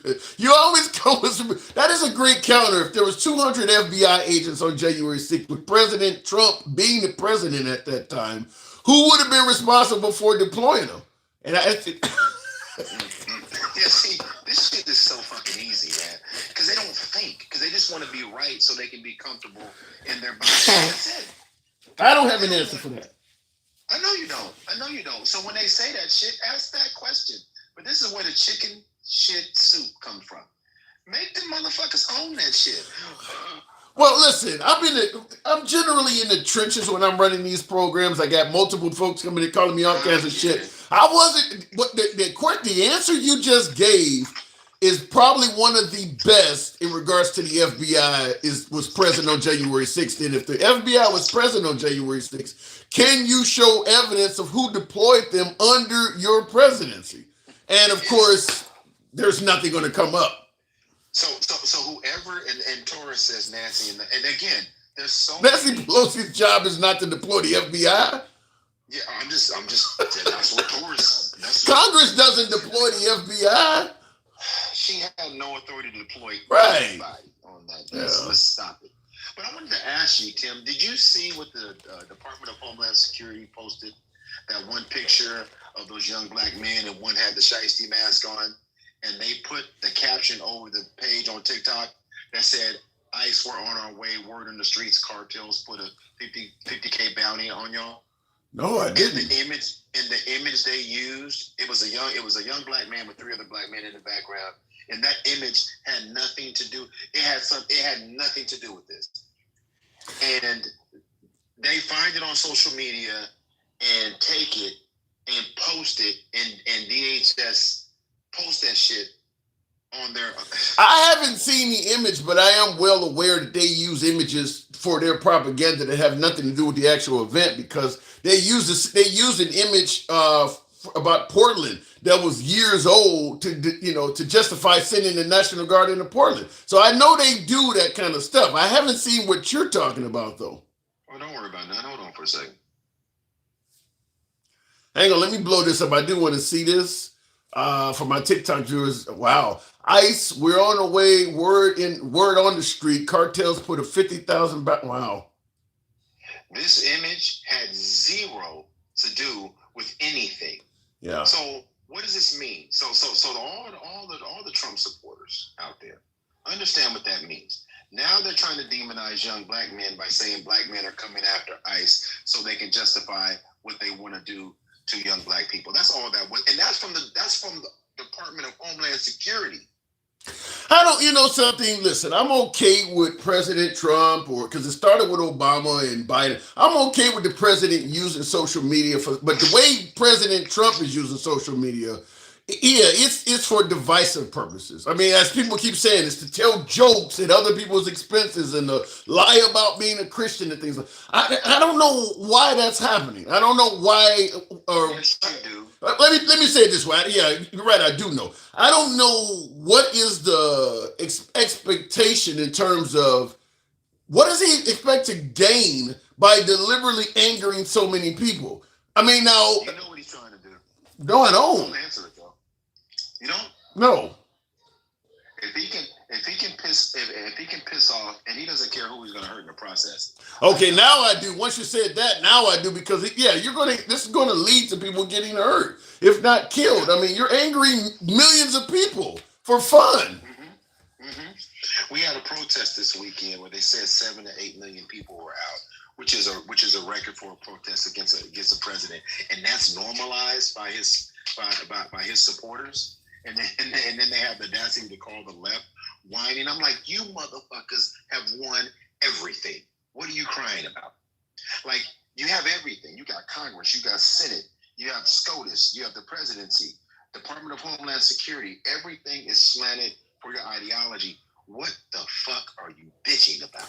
Well, if it wasn't for the anger at the left, they wouldn't be. I mean, I hate to say it this way to my MAGA audience, but the biggest victory for Trump and for MAGA right now is that he is fucking up the liberals, putting them in their place, making jokes about them. They have no power. But if MAGA actually just looks at their own personal life, if they didn't even focus on the liberals and the winning over the liberals and looked at how many victories they have had in their own personal life since Trump has been elected, there wouldn't be anything there. So that's why the celebrations are so big in regards to what Trump is doing to the liberals, because there is not a lot to celebrate for the average American in terms of salary, jobs, the economy. There's not a lot of victories there. Well, exactly. And to answer handsome conservative, one day I want you to come up and stop staying in the comments but I'll answer your question. He says, why did they win? They won for a lot of various reasons. A lot of it was lying, if you want to be honest. If we want to be honest, Tim, if Donald Trump had been honest with his campaign, he would not have won. What do you mean? If he would have admitted that Project 2025 was his goal, he wouldn't have won. If he would have admitted that, just think about that, just that alone, Project 2025, but he never admitted it. Yeah. I mean, if he had just been honest about the scale of his deportations, he wouldn't know, because the Hispanic community would not have voted for what's going on. Exactly. Yeah. So again, handsome conservative in the comments, he won because he lied. He won because he fed into your bigotry and your racism and your hatred.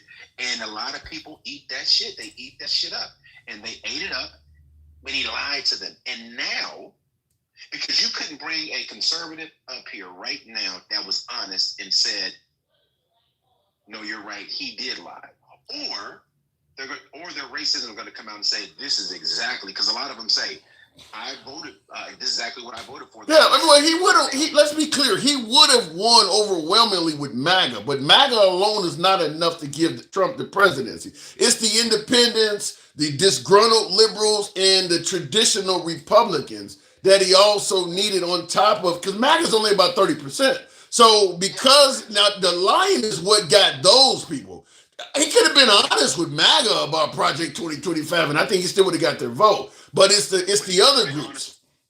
but he couldn't have been honest with them about not wanting to release them e-files now, could he? I don't know. I don't know. There's not. Listen, Trump is pretty clear on him being evasive about the Epstein files being released, and there's not a lot of complaining from MAGA. You've seen Cash Patel and Dan Bongino made a whole career about it. The minute Trump put them in their administration, they ain't said shit. So I don't know. Listen, I got to push back. Is it Dan Gino? Dan Bongino. He was getting ready to resign at one point behind this shit, wasn't he? Yeah, but that's mild. That's got into it. That's silent protest. That ain't how you were upset and protesting when you thought Biden was keeping this shit hidden. All of a sudden now Trump is clearly keeping it hidden. Well, I'm gonna silently protest. No, where is the outrage? Marjorie Taylor Greene is speaking out against Trump administration more than Dan Bongino is. Oh no, I agree with you. No, I'm not pushing that. I'm just saying for that moment he was getting ready because they were so pissed because they thought they were going to drop this and they were going to get this bombshell that showed all these demon cracks doing all these things and it wasn't them. Now, real quick, because I do want you to give Dumbass an opportunity because I love these things because MAGA React said he didn't lie. But MAGA React, and I do want you to bring him up before you drop him. Before you bring your ass up here, though, have your facts straight because you and I both know that Donald Trump said he didn't know anything about Project 2025. He didn't even know the people. Then he said he heard a little bit about it. But now there's people around him, Peter Thiel, Russ Voigt, who's actually leading a lot of this push to eliminate this jobs. He wrote that portion of Project 2025. So again, and then Trump finally admitted that he did know about Project 2025. Yeah. So again, that is a lie. That is a lie. He didn't promise all of these things. He didn't say to his constituents, his Hispanic constituents, I'm going to be deporting any one of you motherfuckers that I think by racial profiling. He didn't say that. Real quick before I move it up, and I don't disagree with that. I absolutely believe Trump knew about Project 2025 because the liberals were making too big of a stink about it, making commercials and ads. There's no way they're going to be accusing you of something you're involved in and you don't even do your due diligence into checking out what the hell they're talking about. So it made no sense when he said he didn't know about Project 2025 when most of the American public, whether they believed he was going to do it or not, everybody else knew about it. So it makes no sense that he didn't know about it when he said it. But I want to ask you this in the comments. Do you remember the vermin and the poison in the blood? Cody, you saying that now he's talking about when Trump referred to immigrants as vermin, he's saying he was only talking about child traffickers. And then he continues on by saying he also said the bad actors illegally crossing the border are poisoning the nation, not legal immigrants. So do you think, is that the way you saw it as well? That when Trump said vermin, he was only talking about child traffickers, and when he said, that bad actors and all, he was only talking about illegal immigrants, not legal? No, and whoever said that is just trying to obfuscate because they bought into it and they just don't want to admit that they bought into a lie, right? Because that's not what he said. Those aren't the only people he was targeting. Matter of fact, the motherfucker said, and those countries aren't sending their best. And he went on this diatribe about what those bests were not. And then he said, and I guess some of them are good. So stop the bullshit because that's what he said. Those weren't my words. Those were his words. I could pull up the video to show because these kind of things are important. He's been demonizing people from the beginning. He said black people were criminals at birth, right? We were born to be criminals, right? And did he just say that again this year, Tim? Yeah. So I've played the video several times, and Jennifer Lynn in the comments said, "Are you still cosplaying being a liberal?" Am I cosplaying?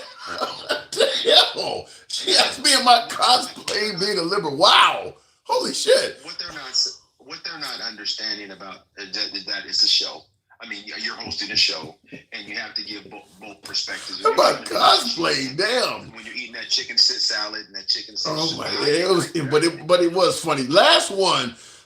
He continues on by saying the FBI has been active because you mentioned the FBI. How the hell could 200 FBI be present on January 6th? Whose job it would have been to deploy him if that's the case under the Trump administration? He says the FBI has been actively working against Trump since his first term. There's a reason why we call them a rogue agency. So the FBI was present on January 6th on their own, doing it from a rogue standpoint. Last one to you.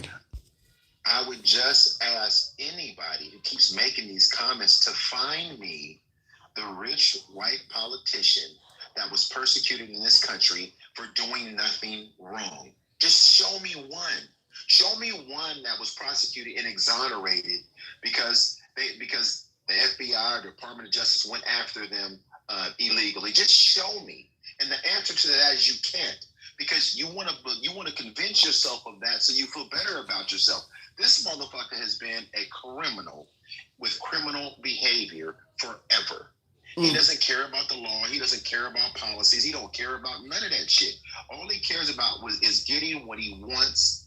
And even everyone around him is expendable. Everybody. And until you Melania? and do some, even I told you, even Melania is expendable. I told you that motherfucker don't really care about nobody but himself. I don't believe there's a person in his orbit that he would lay down his own life for. His kids? Nope, I don't believe that shit at all, Tim. Damn. That's how narcissistic this man is. And again, look at his relationships. They're all transactional. You don't see Tiffany. How come you don't see Tiffany? He talked bad about his daughter. He talked shit about his own daughter, about her weight, publicly. Wow. Yeah.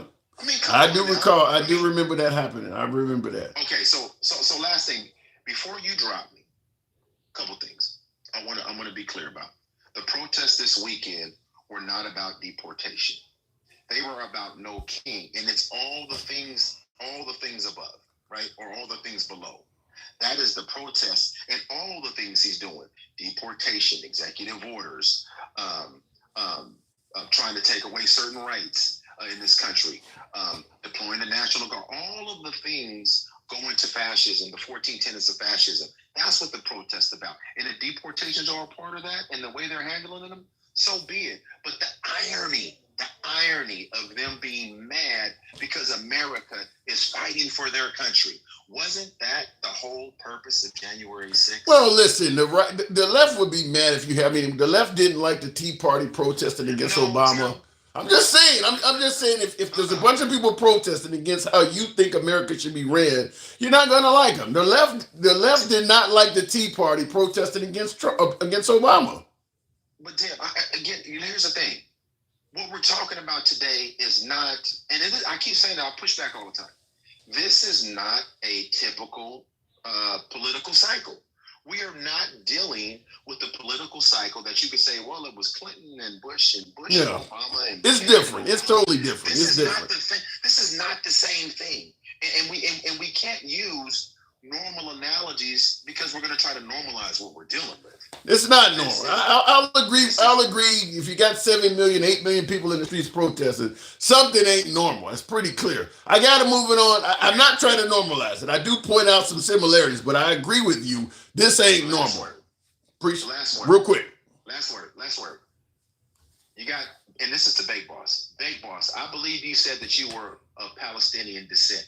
So instead of here fluffing and rubbing on white America, won't you support your people instead of getting on here kissing Trump's ass every day? I have never once seen you say free Palestine, free my people. You shouldn't want anything to do with Trump the way he's doing your people. He's trying to wipe them off the face of the earth, and your punk ass sits here every fucking day and you cape for the people that are destroying your people. Mike, appreciate you coming through. And look, my people are American. See what I'm saying? It could be like Officer Tatum. It could be like Officer Tatum to African Americans. I gotta go. Yeah, fuck him, and fuck him too. All right. Oh my God. By the way, I want to talk to you about Officer Tatum real quick. In the comments, Cody Locke says, "Don't the left do that to Republicans too, calling us Nazis and fascists. And what do you do to those type of people?"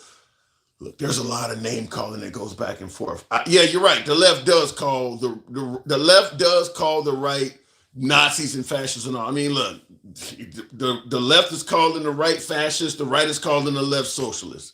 I mean, I just want to point out that name calling goes back and forth. I mean, if you can't just hear the left calling the right racist, but when Trump says the left hates America, well, that one's okay.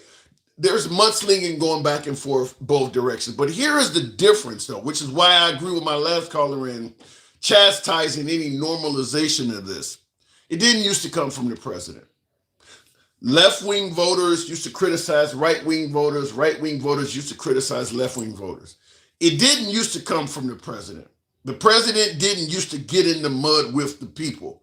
I recall hearing Kanye West on Saturday Night Live say George Bush doesn't like black people because George Bush did not respond in kind or in time for Hurricane Katrina.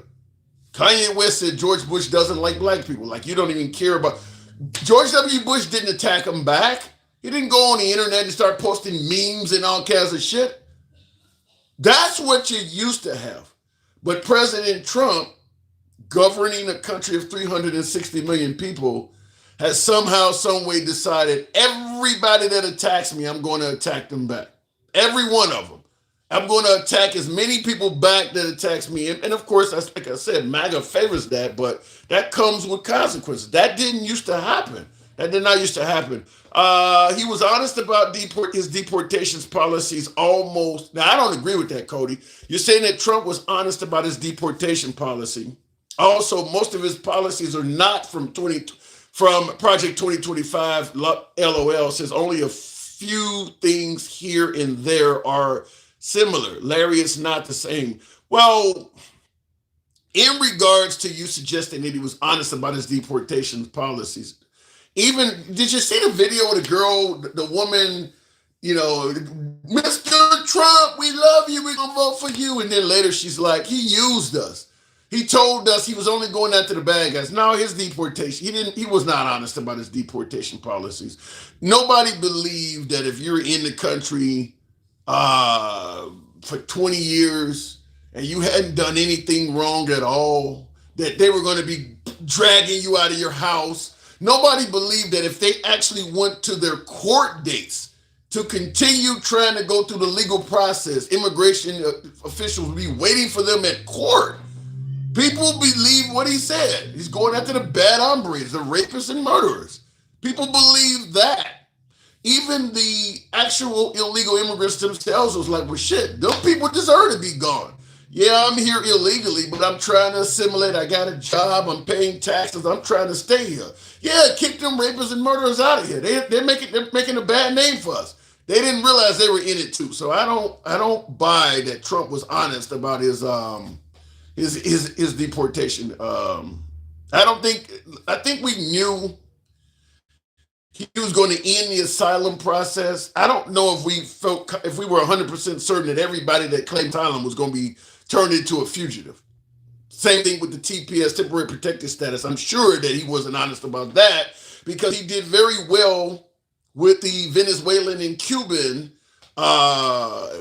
people of Cuban and Venezuelan ancestry down in places like Florida and things like that. If they had knew that he was going to end TPS, I don't think he would have done well with them. So I don't think he was 100% honest. But you say that things can develop over time where he cannot know something, then like some things about it. Also, most Latinos actually like deportations of illegal immigrants. I don't buy that. You said a lot of things. You think that most Latinos like deportations of illegal immigrants? No. They're okay with deportations of rapists and murderers and MS-13, but some lady that happens to be a grandma watching her daughter's kids and she's been here since the 80s, they don't like that. No, I don't believe that. I mean, there are plenty of folks here that a lot of Americans have come to know and love. People who are married to Americans, been married to them for years, have committed no other crime other than when they first came here and stayed undocumented. I don't even think most Americans like that. So I totally disagree with that. Bro likes taking Trump way out of context in regards to my last caller.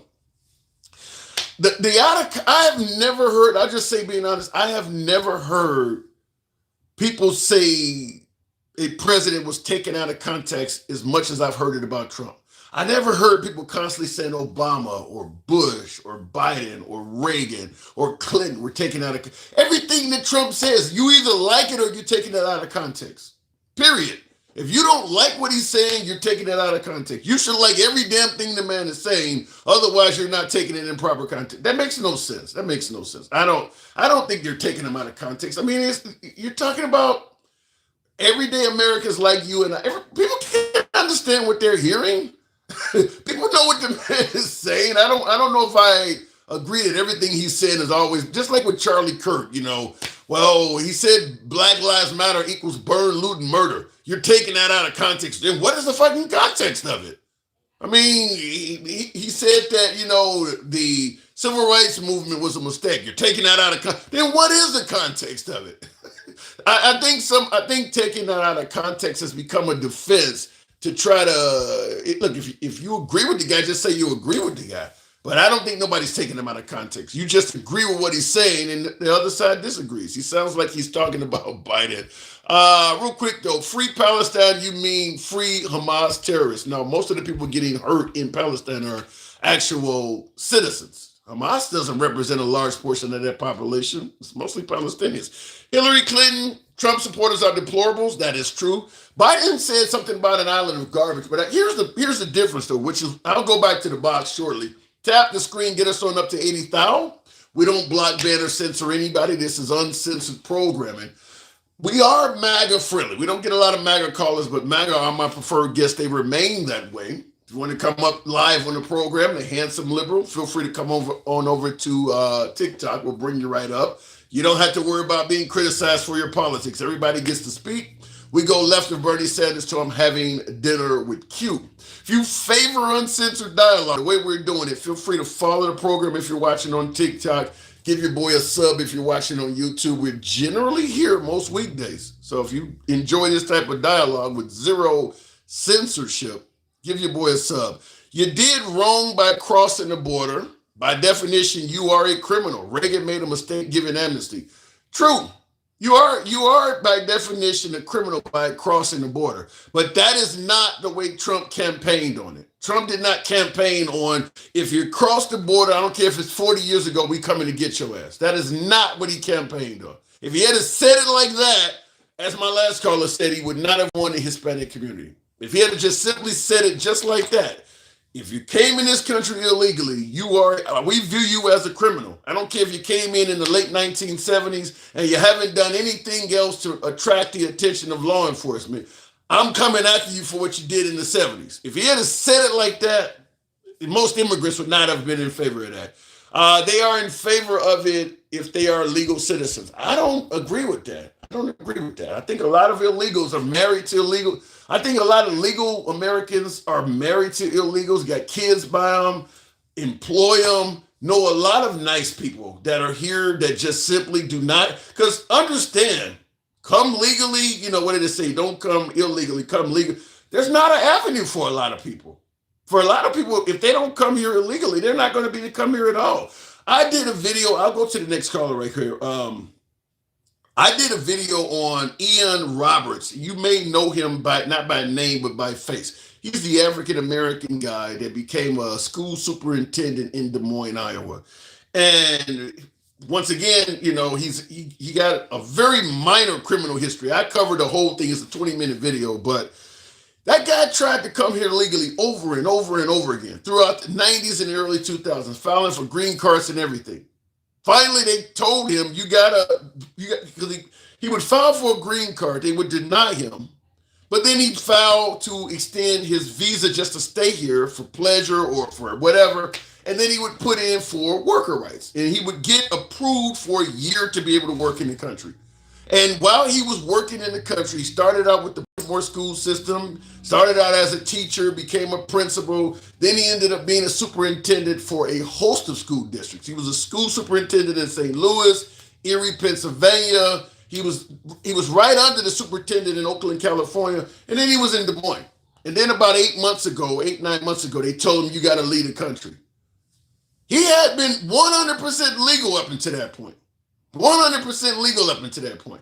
So that guy, I think he put in 3 or 4 applications to get a green card. They just kept denying him. He was trying to do everything he could. He got a bachelor's, he got a master's. Now he did lie about the school he got it from, but he did also acquire a real bachelor's, a real master's, and a real doctorate degree. He just lied and said it was from prestigious institutions like MIT. But he did get all of that stuff. He actually did I done a 20-minute video on the guy.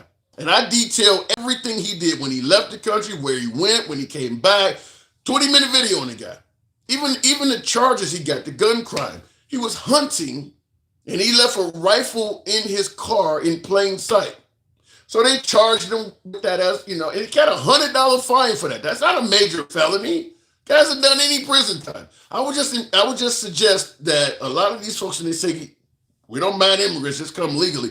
A lot of folks try to come legally and they just don't have a way to get in here. And the only other option is to come illegally. The media takes Trump out of context constantly. I don't know what that means. I just don't. Going back to the box, though, we'll go to King Finn. Good evening, King. Hang on one second, King, when you come up there. Hold on one second, King. It says he overstayed his visa, and that's true. He had an illegal gun and drugs. Bye-bye, you're out. Actually, the drug crime that Ian Roberts has I think it was in 96. I'd have to look, but I got it listed, but it was in 96 or something like that. I don't know what culminated from the case, if the charges got dropped or whatever, but he never did any prison time. And they kept giving him new visas to come and visit. So whatever he did was not that significant because they were still letting him come back as a visitor. He was still getting visas to come back. So the drug crime or whatever you're talking about, it goes back. It's like 20-something years old. When they hired him as a school superintendent in Des Moines, that charge was 27 years ago. Even if you got felonies on your record, most of them don't come up if they're 27 years prior. King Finn, good evening.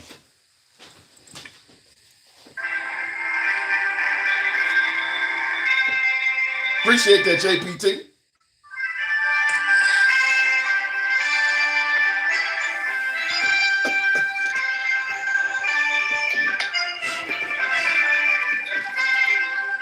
This is a long wind-up. Thank you. Welcome all. Again, I say I shall see and seen. MAGA bitches, so I shall slay. What's up, Tim? Now, I'm going to start you off, dog. Okay. Man, I'm just saying, though, for real. Remember, you're supposed to slay the MAGA bitches, but go ahead. I'm going to start with your ass, because you ain't put them damn pillows down. Stop all that damn fluffing, man. Damn. Damn. You fluffing hard today. I heard all of this bullshit, and I'm just, man, I don't even know what to say to you, man. This no king shit. You need to stop it. And you know damn well what it was about, what it was for, and it fucking dumbfounds me the amount of times I see these weak ass beta males in the comments typing and acting like little fucking females. Sorry, females, I'm not talking about y'all, but I'm talking about these little MAGA bitches who want to sit in the comments and type away like Bake Boss, Pizza Lover, Jonathan with his weak ass. All y'all typing, finger banging your phone, but scared to get up and use your First fucking Amendment right.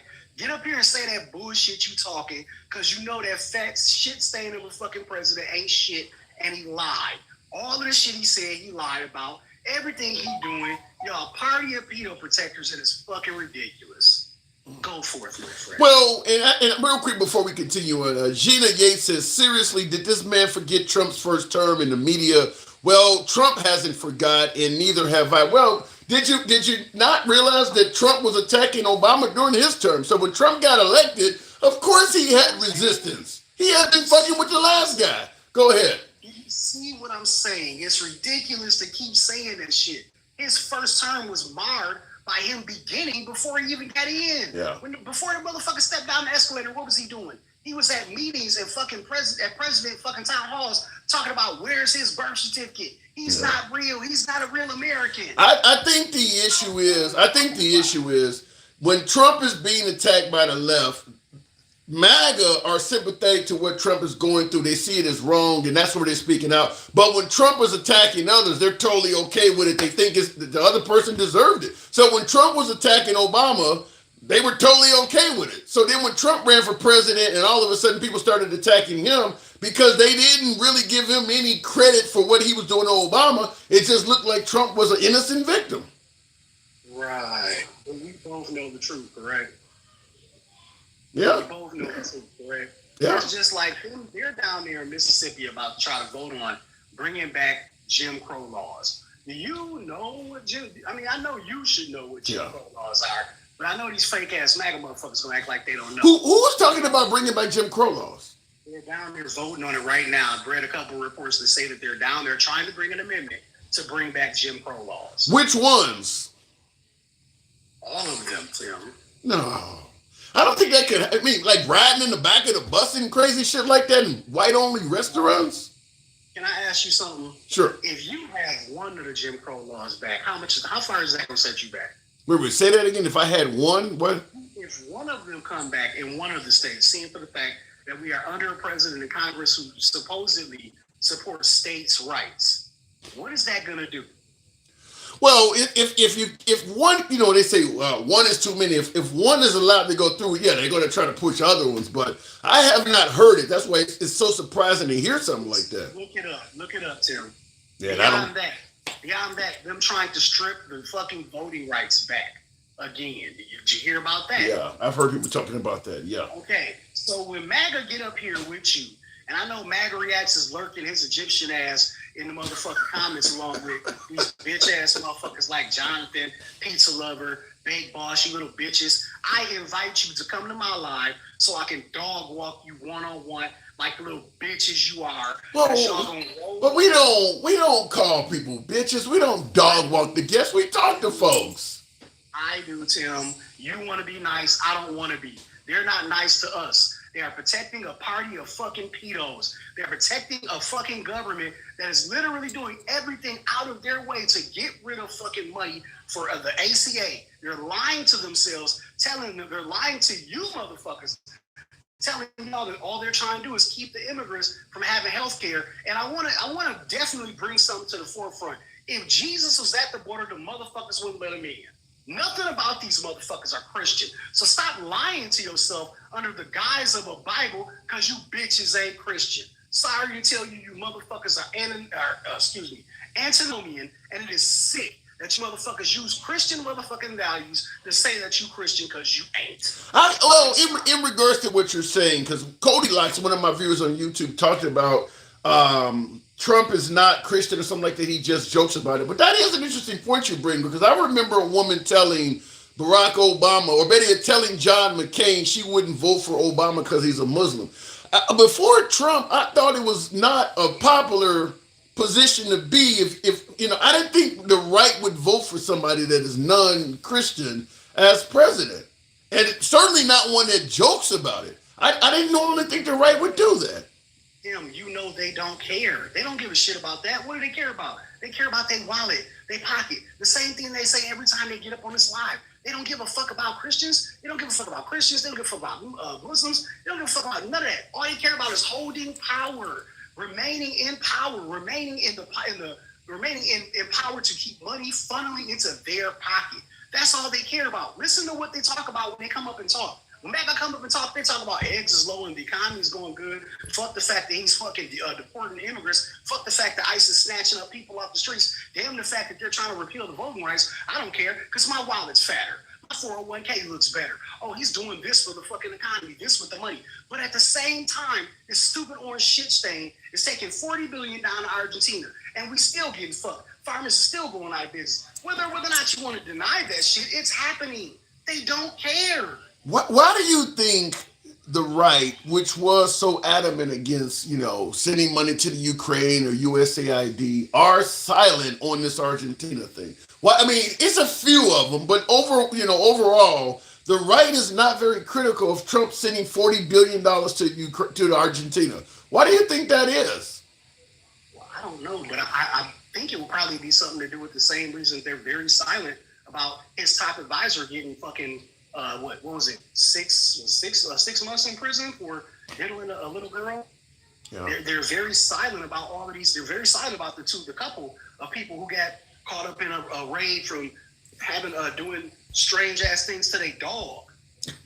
We're talking about the same people. I heard about that case. The same people from back in the day when they brought slaves over here would eat them. Are you fucking kidding me right now? You're not comparing modern day MAGA to, you know, slave oppressors that were cannibals back then, are you? Okay, so don't they equate every gang member to being black? Don't they equate every black person to being angry? These motherfuckers right now in the motherfucking comments talking about I'm an angry black man and I need to wake up and be smart for what's going on in my country. These are the same motherfuckers who come in my lives all the time and try to tell me, a black man, about the black fucking experience. And then they get mad when I prove them to be fucking wrong. And then they call me the N-word. Ain't that a bitch? You gonna call me racist? Where's the system? Where's the system that oppressed you for me to be racist against you? Bro, they would suggest with this DEI and affirmative action, you're oppressing them now. Fuck them.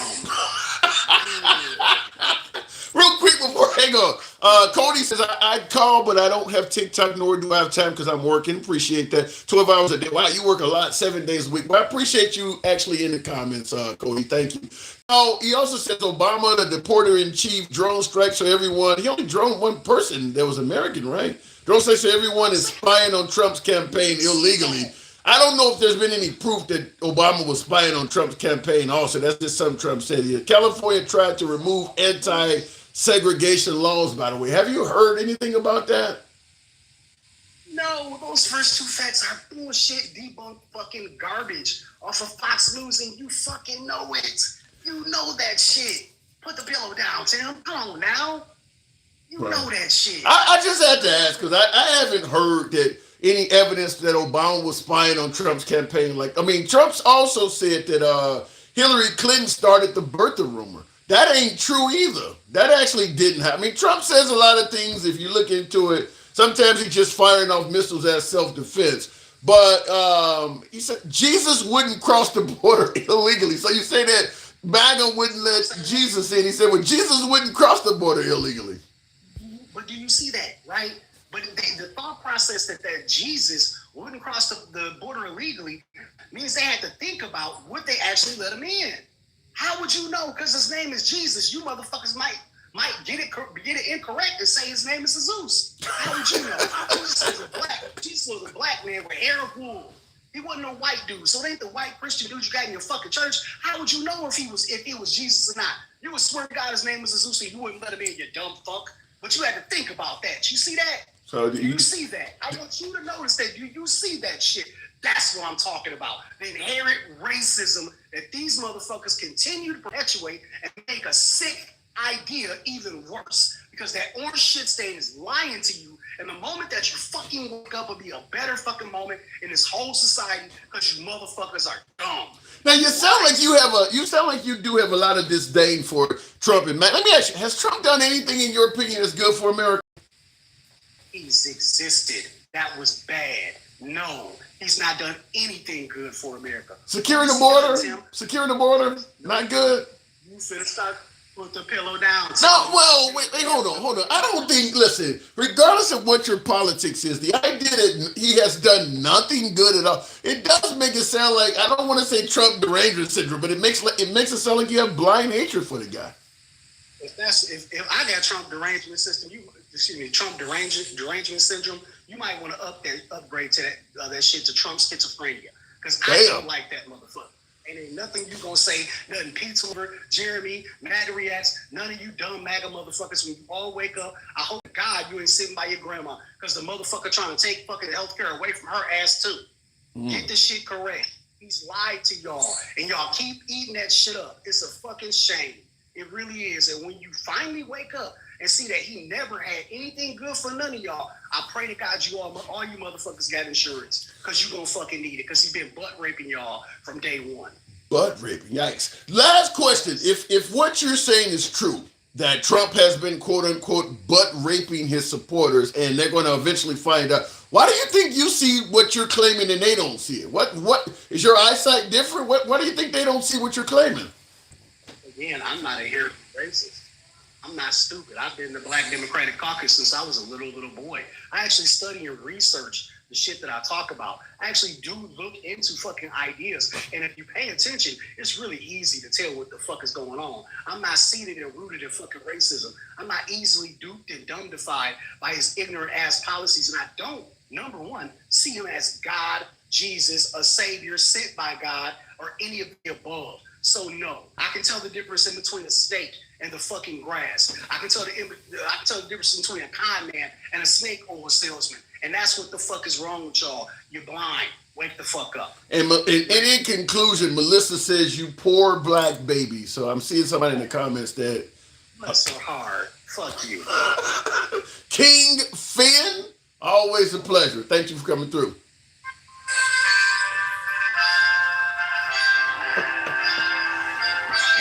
Pleasure. And remember, fuck Trump, fuck MAGA, stay woke. Peace.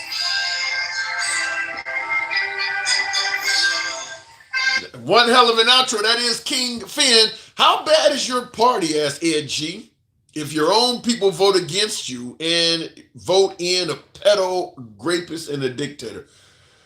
Great question. Great question. He's saying, how bad must the Democratic Party be if your own, now you're saying your own people vote against you. I don't know what you mean by your own people, because people of color didn't vote against the Democratic Party. I mean, Trump did do better with blacks and Hispanics against Kamala Harris than he did against Biden in 2020. So he did improve his reach, but he came nowhere near being able to say that the Democrats lost the black voter, they lost the Hispanic vote. Trump didn't come anywhere near 50% of that. But anyway, you said how bad your own party must be if your people vote against you and vote in a pedo, rapist, and dictator. I say this all the time on the program. There were a lot of legitimate reasons to vote for Trump. Fact is, President Trump promised a lot of good shit. How many times do I have to say this? He promised to fucking end the wars in 24 hours. Folks who wanted to get to the bottom of all this Epstein pedophile shit, he was going to release that. People really believed that Trump was going to give transparency that the Democrats were preventing. He was going to bring down the price of groceries almost instantly. That's what he campaigned on. Vote for me as opposed to Kamala Harris, and I'll bring your shit up. He was talking about doing all of this stuff in like 30 days or less. In fact, in some of these cases, he used the phrase 24 hours. He promised a lot of good shit. So I can absolutely see why many, even on the left, voted for President Trump. The left wasn't promising that. Kamala Harris wasn't promising all of that great stuff. No tax on tips is another one. He actually stated that in 12 months, your energy costs, how much your gas prices and your light bill at home was going to be cut in half. So come January of next year, you should be paying 50% less for your light bill at home and for gas at the pump than you did when Biden finished his last day. He promised all of this stuff. So I can understand why even people of color voted for Trump. He promised a lot of really good shit. People believed it. Will he deliver? That's a different story. Now, some of this stuff he cannot deliver because the time period has already been passed. I mean, the 24-hour thing was obviously long since gone. But he did promise a lot of good shit. So I understand why people supported him. By the way, tap the screen, folks. Get your guy on up to 95,000 on TikTok. Help your boy out with the TikTok cap goal. Thank you. It helps out the support. Cody says, Argentina has a good president fixing their nation. Ukraine is corrupt, and the core of corrupt U.S. politicians money laundering. I don't know, Cody. I don't see how sending money to the Ukraine because you claim that they're fixing their nation is going to help out the average American. How does sending $40 billion to the Argentinians so that they can make their country better, how does that help out the American taxpayer? Now, I will continue by it. Now, you say Ukraine is corrupt and the core of corrupt U.S. politicians and money laundering. If the Ukraine can weaken Russia, that absolutely helps America because that's our direct competition on the superpower stance. Trading, imports, exports. I mean, just our whole business model globally, our business presence globally. Weakening Russia, even if it's done through the Ukraine, as you're claiming is corrupt, is significantly better for the average American than doing anything for Argentina. I don't understand. You have to let me know, but yeah, I don't get how sending $40 billion to Argentina does anything for America. Debo says, Tim, stop. What do you mean there, Debo? What am I doing? Real quick before we continue, I hate Fox News as much as CNN. Thank you very much, says Cody. Somebody's accusing you of watching Fox. Jesus was Middle Eastern, yes, but I don't care what color you are. Just come here legally. The country cares what color you are, Cody. Maybe not you, but the country cares what color you are. The country has always cared what color you are. I mean, historically, if you're an immigrant trying to get into America, you got a better chance of getting in if you're a white person than a black person. I mean, that's why most of the illegals are not white people. I don't want to help either side. I'm tired. What he says, I'm tired, red of fixings. Europe's problem. Our founders told us to stay out of their wars. Well, I get that that was the whole campaign of President Trump, is that we were tired of doing stuff for countries overseas and we're going to be America first. But the minute Trump got in office and started doing things that are not America first, MAGA suddenly was okay with it. There's no big, huge outcry of Trump sending money to the Argentinas. There's nothing America first about helping out Argentina. There's nothing America first about that. President Trump has not orated a single thing that benefits America by sending a bunch of money to Argentina. And yet MAGA doesn't have a problem with that. You don't hear no outrage from MAGA to any significance about doing that. Looking in the comments here, by the way, tap the screen. I have not seen a nail shop close yet. Maybe those are Asians in the nail shops. Maybe they got legal residency. Let me go back to the bottom. That's funny though. That is funny. Real quick, tap the screen, folks. Get your boy on up to 90 thou. We don't block, ban, or censor anybody. Draco, keep your crap cars that only drive in a straight line. What are you talking about?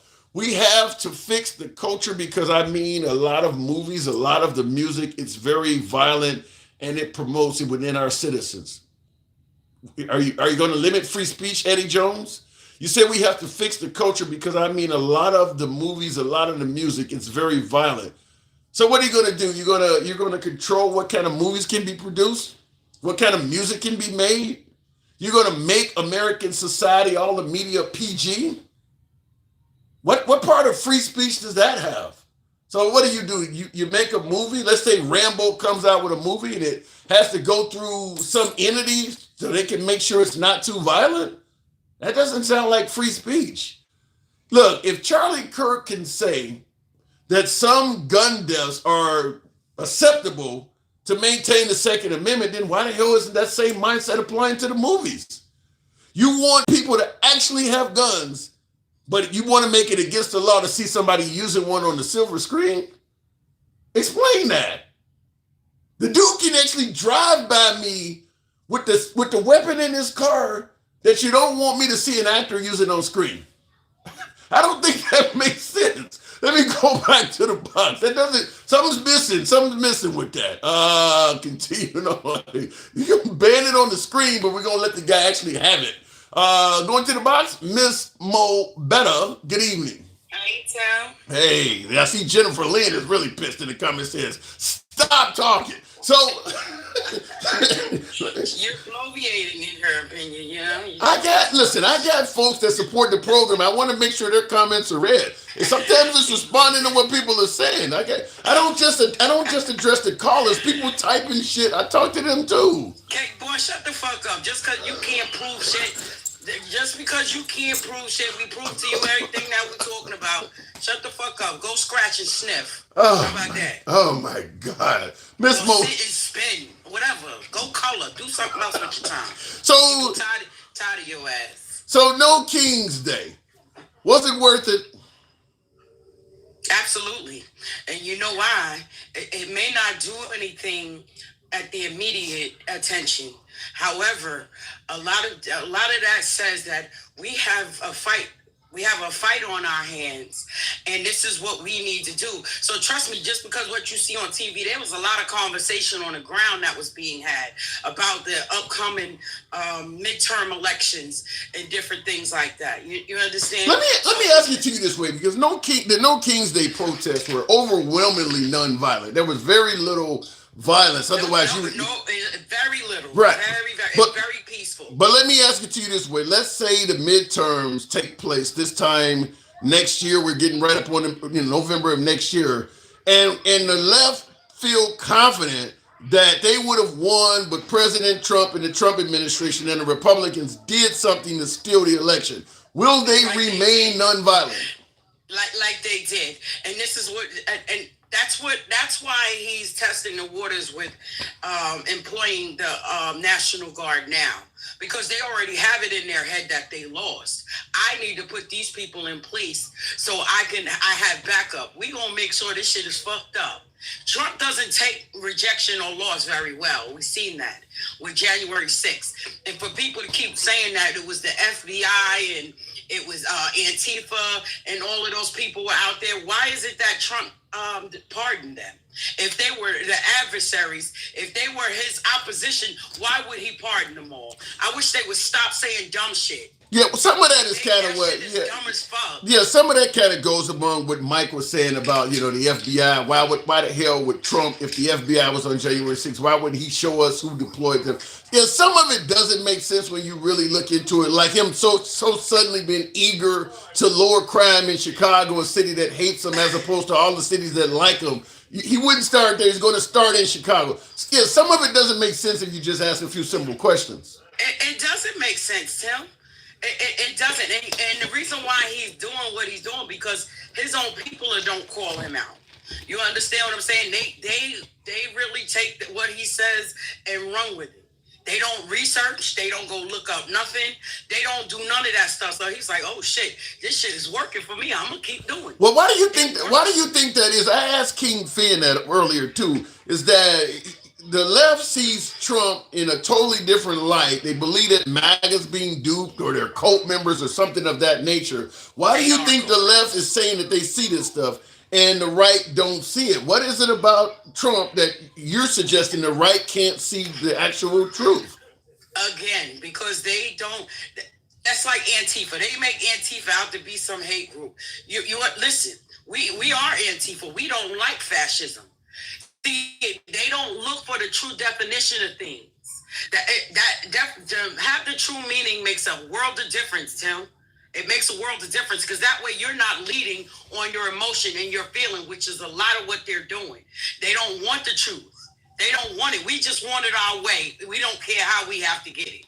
I thought it was MAGA that coined the phrase "fuck your feelings." It sounds like you're making it sound like MAGA operates on their feelings. They're always projecting.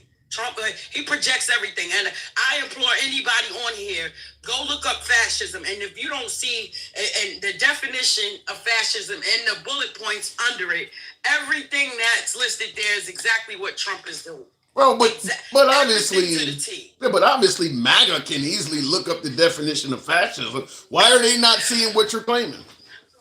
Well, see, because now they're intentionally being ignorant. They're doing it intentionally because they refuse to say that they fucked up. They don't want to say, "Oh, I fucked up." You know what I'm saying? How did they fuck up though? Trump to some MAGA, Trump is the best president we've ever had. How did they fuck up? That's what makes it cult-like behavior, Tim. That's what makes that a cult. Because it doesn't matter if he's doing bad or any, even if he's doing good. If you're good, support it. All right, whatever. But even though he's doing terrible, he's doing everything that he didn't even say he was going to do, except besides the border. Then, what that's cult. Let me ask you this way. What a cult is, but that's cult. Let me ask you this way. 50% of Project 2025 is completed already in 10 months. Yeah, but let me ask you this way. Let's say I lean right, I'm MAGA. Tell me, what has Trump done that's gonna hurt me? Well, I think Trump's a great president. What has he done that's so bad? How do you tell that to me if I'm MAGA, if I'm on the right? What has he done? What are you complaining about? He's going after American citizens by taking jobs. He's cutting medical. He's raising the tariffs, to which all of that passed down to your citizens.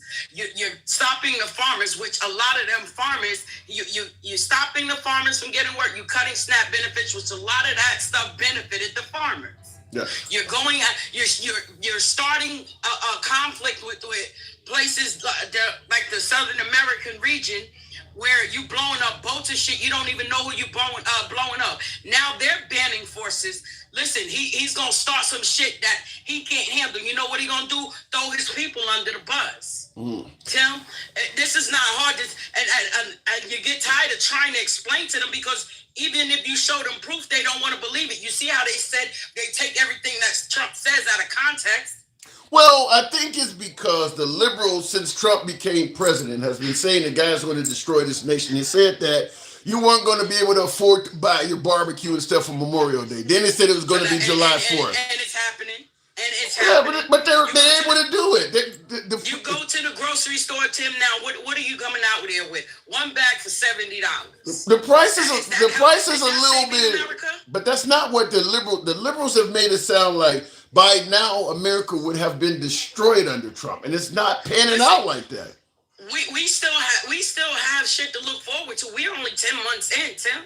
Yeah, but they said it was going to happen by Memorial Day. Then they said it was going to happen by the 4th of July. Like he said everything he was going to do about it on the first day too. So make that whatever. But we still have shit to look forward to. We haven't even had the first year under our belt yet, and hundreds of thousands of people are losing their job. He's cutting Democratic programs now. This is Democratic, and this is where the fascism comes in at, because he's only attacking a certain demographic of people that do not bow down and kowtow to his ass. Well, at this point, he's attacking people that are Democrat. He believes the Democrats are bad for America, and therefore he hates the Democrats. He's attacking Democrats. That's authoritarianism and fascism, Tim. It's all listed there. Don't take my word for it. Go look it up. Okay. Now, in the comments, Cody said, one of the viewers says, most of what Trump has done is America first. I don't mind helping Argentina because they could have been a better ally than the United Kingdom, since they are more. I just read what I'm seeing. I'm just reading it. You pre-read that shit before you. Okay, let me read it all though. He says most of what Trump is doing is America first. I don't mind helping Argentina because they could have been a better ally than the UK right now, since they are more populist like Mac. So he's saying that the leadership, who Trump is trying to get elected down there, this guy who's far right, he's saying that guy is kind of similar to Trump, therefore he could be a better ally. But I don't know, even if we get a good ally in down in South America, I don't know if they could be equivalent to the UK, because the UK is in a region we're more concerned with. I have a question though now, Tim. Okay, so they saying that they could be a better ally and they don't mind sending that money there, but you want to send migrants and shit home because you're talking about they using up Medicaid and Medicare and shit like that's a whole double standard right there for your ass. And if anybody that say any different, you're a lie and the truth ain't in you. I can't argue with that. If we're going to be America first and focus only on Americans, then we do that. I don't want all of a sudden Trump gets in office and now we're making excuses for it. You make excuses for shit. You picking and choosing, and that's the same thing they do with the Bible. They take the Bible and I'm going to pick and choose the Bible. The so-called Christians. Yeah. They're so-called Christians because nothing they do is Christ-like. They're so-called Christians. Like they said, the antinomianism, that shit is real. They don't feel that they have to follow the laws. We only have to give them out. We don't have to follow them. Yeah, I'm learning some words. They use the Bible as a scare tactic. They try to scare you out of doing what you're going to do. And that's where the abomination comes in at. Well, how about this? In Motion in the comments says Argentina has the world's second largest lithium supply, which we need access to. Oh, okay. We know that Trump is transactional. We know it's something in it for him. He's not just gonna give up nothing for nothing. I give him that. That's the only thing I'll give him. However, you can't say that you're about America when you feeding this money to people, and then the American people never see what you're going after. And that's kind of my stance as well. Like I've seen Cody and some folks in the comments saying that Argentina could be a great ally and things like that. You didn't campaign on making great allies. You campaigned on taking care of Americans first, and now you're in there and you're doing the opposite. Well, we should send money to this country because it might help us out. That ain't what you campaigned on. That's what Joe Biden was saying. And it's not what it is. it's not what it's going to be. He keeps saying, oh, there's $17 trillion or 17 billion. How many of the 17 come in here and stuff like that? Look how many people is backing out of their deals. Yeah. Backing out. I don't like the position of we're so hurting for money, we got to fire all the federal workers and do all this stuff that is against Americans, getting rid of entitlement programs and stuff. But then we can send money to Argentina because they might make a great ally. Don't you think the American people might make a great ally? I mean, so that doesn't make sense. You got your own people. We'll stand up for you too. Like, that makes sense, Tim. And then you have foreign entities based here in Idaho. When you think those people forgot who he was? They absolutely don't. They just know his ploy now. They gave him a plane that they was going to throw in the fucking garbage. No. They were discarding that plane, Tim. I don't know about And the reason why he's kowtowing to them because he has a golf course going up over in Qatar. But don't think they forgot who he is. Didn't they have a bounty out for their leader's head? That shit don't just go away with that. I know their leader of Qatar was on the FBI's terror watch list, and now all of a sudden Trump is friendly with him. Trump himself said that they were the biggest supporters of the terrorism groups. Yeah. This is shit that he said. He said a lot of things that don't age well. I get it. But yeah, I think everybody tends to realize the training facility in Idaho for the people of Qatar is probably repayment for the jet. But Trump is going to say otherwise, don't he? That's not going to end well for him too. Like I said, how do they think 9/11 happened? They trained those people that flew those planes. They were training here too. They were just training. That did. Come on now. Well, let me be clear. People got to start doing a little more reading, a little more research. Know what you're looking for and looking at. Well, let me be clear. I do got to move it on. But when you say it's not going to end well for him, I disagree. It's not going to end well for us. It's going to be I get that. It is us. And see, this is the thing about MAGA. This is why the division in this country is out of control. It's worse now than it ever was, in my opinion. That I can see, that I can witness. I'm going to say that I witnessed. I know it was bad. It was bad in this country. It appears that we're going back there. And the reason I say that is because I've heard the stories. Personal stories from my great grandmother of how this country, and if the Supreme Court votes on the Voting Rights Act, what do you think is going to happen with this country, Tim? Where do you think we're going? Where do you think that would send us? That's going to cause problems. That'll lead to some less than peaceful protests. Ms. Mobetta? Indeed. Thank you. Always a pleasure. Thanks for coming through. Good talk, as always. By the way, folks, tap the screen. Take us on up over the 100,000. We can certainly do that if you let your thumbs not be lazy. This is indeed uncensored programming. It always is uncensored. You can be critical of anybody on this program, including yours truly. We go left of Bernie Sanders to I'm having dinner with Q. We say that on every broadcast. We are and always will be MAGA friendly. Nevertheless, liberals are welcome. We get more liberals now, as you can tell, but MAGA are my preferred guests. When they come up, we bring them up.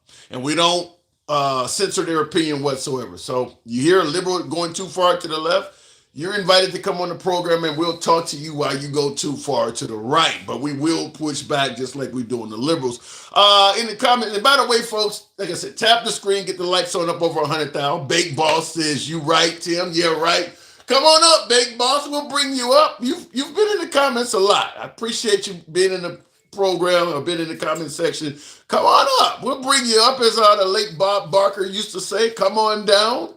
You can be the next contestant. Real quick, I do want to respond to Cody saying, now this is, you guys let me know by way of yes or no. But somebody said, Jennifer says, stop saying washing MAGA. So you say MAGA is insane and I'm portraying them as sane. Well, you know, they do say the liberals not knowing what a woman is and things like that are just as equally as insane. But let me know by way of yes or no. Do you view this or did you hear this the same way Cody Locke's production says? Charlie Kirk said that gun deaths are inevitable, but not acceptable. And he concludes by saying, I've watched Charlie Kirk for a while. You're wrong about that quote. Yes or no? Is that what he said? He said, did he actually say gun deaths are inevitable, but not acceptable? Because I believe I heard him say that some gun deaths are acceptable to maintain the Second Amendment. I don't have a way of disproving it because I'm on vacation and I don't have a computer behind me, but I'm pretty sure, and I see Rod S says the neck guy is gone. I don't know what the neck guy is. I'm going to leave that alone. That's kind of a touchy subject. I don't want to be hanging out with Jimmy Kimmel, but I just want to say that I heard that comment differently. If I'm correct, not to mention the guy also, Charlie Kirk also suggested we bring back public executions. He said that would make his day. He actually said bring back public execution. So, I mean, the guy had a hell amount of quotes. He had some hella quotes out there. In case the grandma, you and that drip. God. Cody says, going after American jobs, he's bringing jobs back by incentivizing the return of manufacturing using tariffs. LOL. Laughing my ass off. I don't know. You know, Cody, I'll just say this. You probably could incentivize bringing jobs back to the country. By the way, tap the screen, get us over 100,000. We'll take the next caller at 100,000. Tap the screen, get the likes on up for my TikTok viewers. Feel free to smash that like button if you're watching on YouTube. I appreciate the support. Give your boy a sub if you enjoy this type of dialogue. Certainly follow the program if you're watching on TikTok. When you say he's incentivizing the return of manufacturing using tariffs, I partially agree. I think it can be done that way. Just Trump is a bad messenger for it. And the reason I say that is he's using tariffs as a weapon. His tariff percentage are fluctuating all over the place. He's using them as retaliatory, like, okay, he imposed tariffs on China. So China responded back by doing something and he knocked them back up to 100%. You're not going to bring manufacturing back doing that. Because the folks that are going to be moving million, if not billion-dollar manufacturing machines back to America. When I say machine, I mean the whole plant, the whole environment. You're not going to do that based on some guy that might change overnight. You're just not going to do that. I mean, like even Brazil, they had a former leader down there that was trying to stage a coup. Some would suggest January 6th style. Trump did not want that leader prosecuted. So in anger, he increased the tariffs on Brazil. You're not going to move manufacturing back. So that ain't got nothing to do with the import-export issues with America or anything. You're using tariffs as a weapon. Nobody's going to move big plants back and forth based on somebody that's operating like that. So while I agree tariffs might have a place, if you're using them improperly like that, based on emotion, based on anger, just random, I don't know if I think folks might be more apt to try to ride out your presidency before making a major move like that. Because keep in mind, the tariffs that Trump has imposed are so drastic and unlike what we've done in the past. There's no guarantee the next president may not rescind all of that. So would you move manufacturing back if you don't know what the next president is going to do? So I don't know if I get your point on the first part of that, but I don't agree with the second part.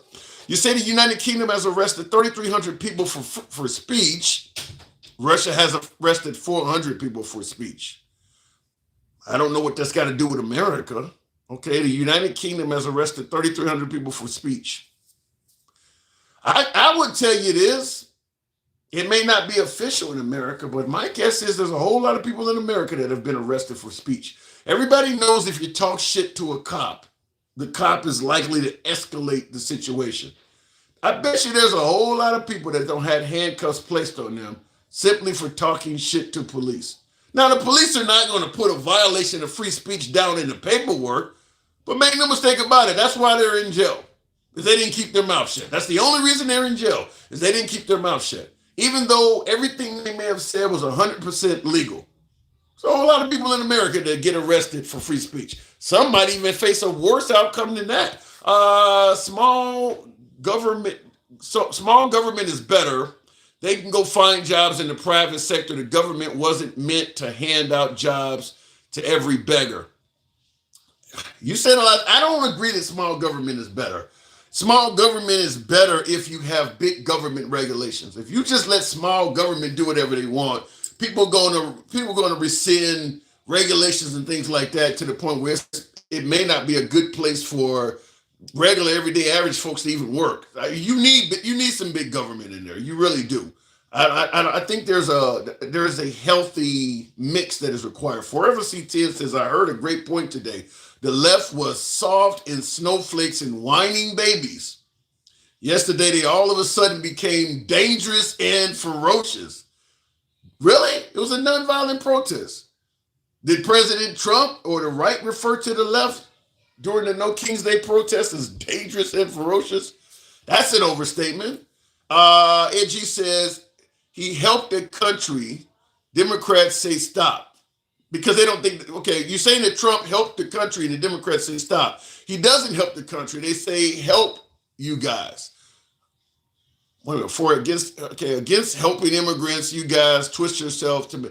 He's not helping the people they want to help. How about that? The farmers want help from Trump. If Trump starts helping welfare moms and shit like that, the farmers are not going to be happy. The Democrats don't believe he's helping the people they want to be helped. That's the answer to your question, Ed. They're not going to give him credit for helping Argentina. It is a training thing, just like Saudi Arabia got to train in Florida. You're talking about the Qatar thing in Idaho. You said it's a training thing, just like Saudi Arabia got to train in Florida. And as a Trump supporter, I think all training should happen in said country buying our planes. So you want the training not to happen in Idaho. You believe the training should happen in Qatar. I believe most Americans would agree with you, Cody. That's one I think most on the left and right would agree. I don't think there are very few Americans at all that want the citizens of Qatar or the government of Qatar training to fly planes in America. So I think everybody would agree with you. Appreciate the TikTok cap there, Monacola. Thank you. Guys, help me get to that. Appreciate that. Help me with that TikTok cap go. Example Stellantis, Chrysler Fiat pledged $11 billion in the U.S. investment because of tariffs. The problem is people pledge shit and they don't follow through, Cody. People pledge shit now. There were people that pledged to build under the Trump first administration, because I'm from Chicago and near Kenosha, Wisconsin. They pledged to build a huge plant in Kenosha. It never culminated. Never culminated. So that's because they pledged to do something don't mean it's happening. Gen X, appreciate the TikTok caps. Going back to the box, Jennifer Lynn. Good evening, Jennifer. Now, Jennifer, you asked me, was I cosplaying as a liberal? Yeah, what say you? I'm gonna be like super critical right now because give me what you got. Like, we're at a crossroads right now in this country, and it's not helpful to fence ride, which I think you do a lot. You are trying to legitimize the things that come out of these people's mouths, and that's fundamentally harmful. I think we can all agree that what's going on is not normal. Nothing this administration is doing is normal. And we all need to be making that clear.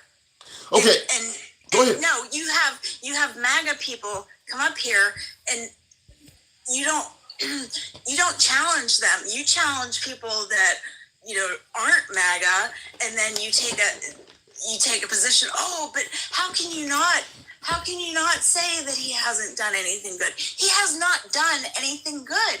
He hasn't. You don't think he's done a good thing at all on the border? Nothing at all, huh? No. Compared to Biden. What? Do you think Biden was doing a good job at the border?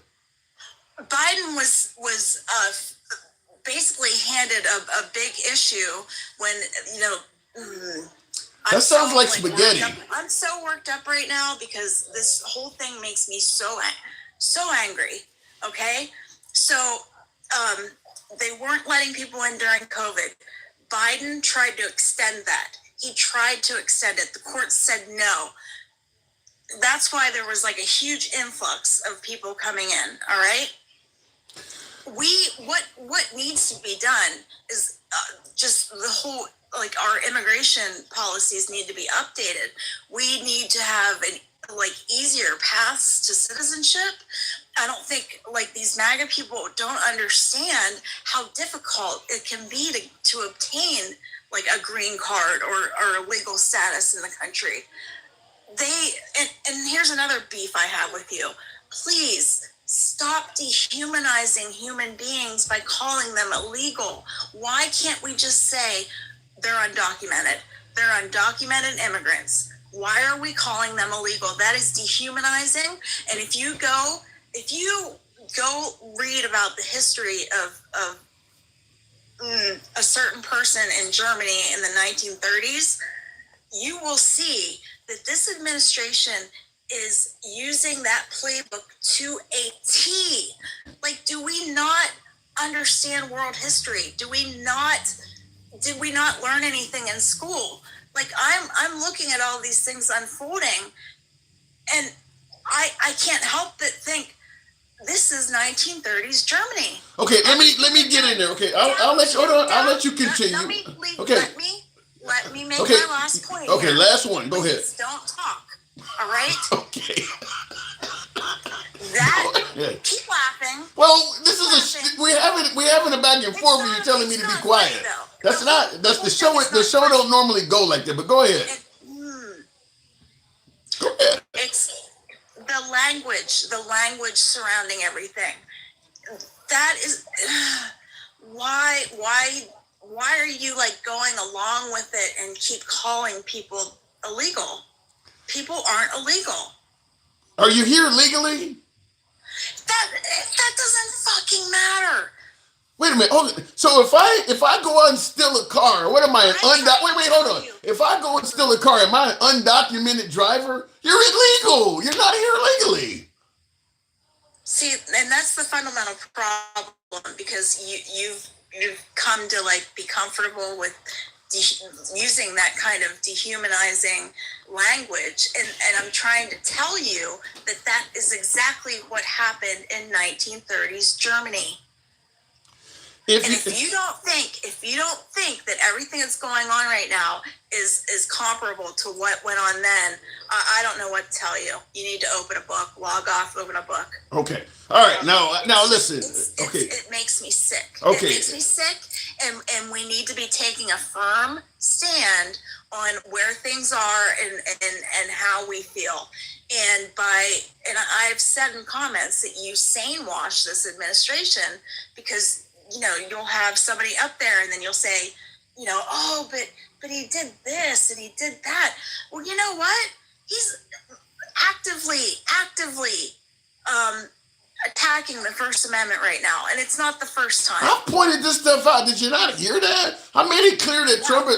I gave you all the different reasons earlier in the program why Trump is a clear threat to the First Amendment. I am pushing back. I'm just not going off the deep end like you are. You don't push back enough.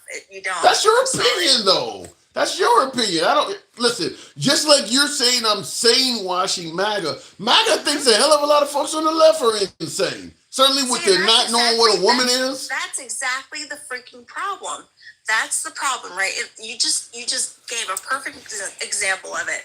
Oh, listen, it's not just people on the left that are against this administration.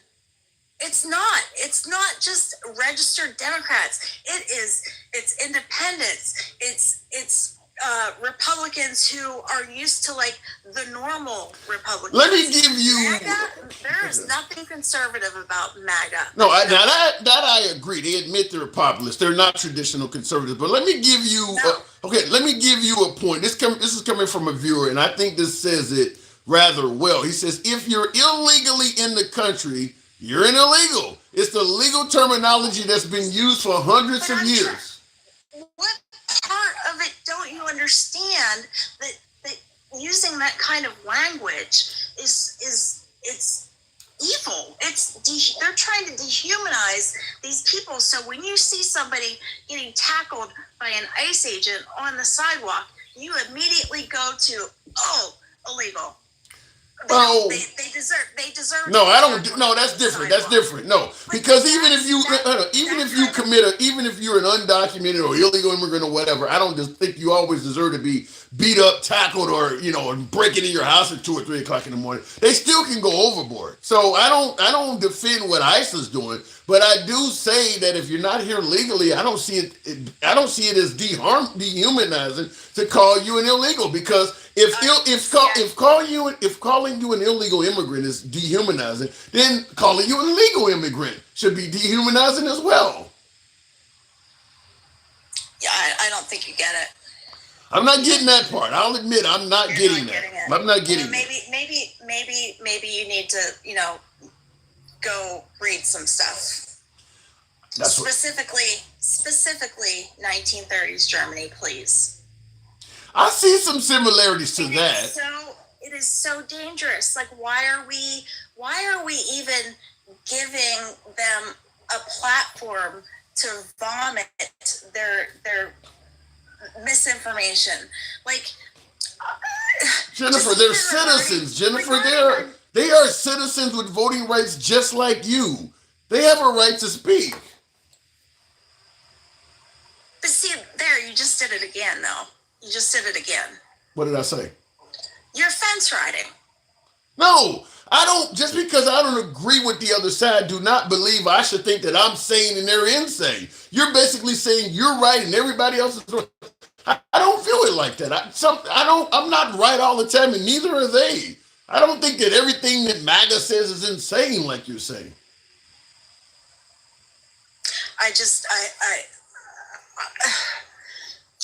I am so disturbed. I am very disturbed about where things are headed right now. Extremely. So am I. I don't agree with everything that's going on. I do see similarities in 1930s Germany. I do believe free speech is in jeopardy. Exactly. They're doing it's exactly like what happened. It's exactly. And maybe that's hard for some people to hear, but I suggest either, go watch some documentaries, read things specific to that time period in that area. And here's another, somebody said about Argentina being an ally. We don't fucking need ally. We have NATO. Why would anybody think Argentina would be an ally? What we're doing and why we sent that money is to prop up a dictator. They have a dictator who is running for re-election, and that's exactly why we sent Now that I agree with 100%. The whole purpose of that, yeah, I agree with that 100%. We have continuously interfered with South America, and we've caused so much havoc in that region of the world. People wonder why people are coming here. They want to get away. It's our fault. We've been doing it for decades. We've been, interfering with their elections. It's insane. And then people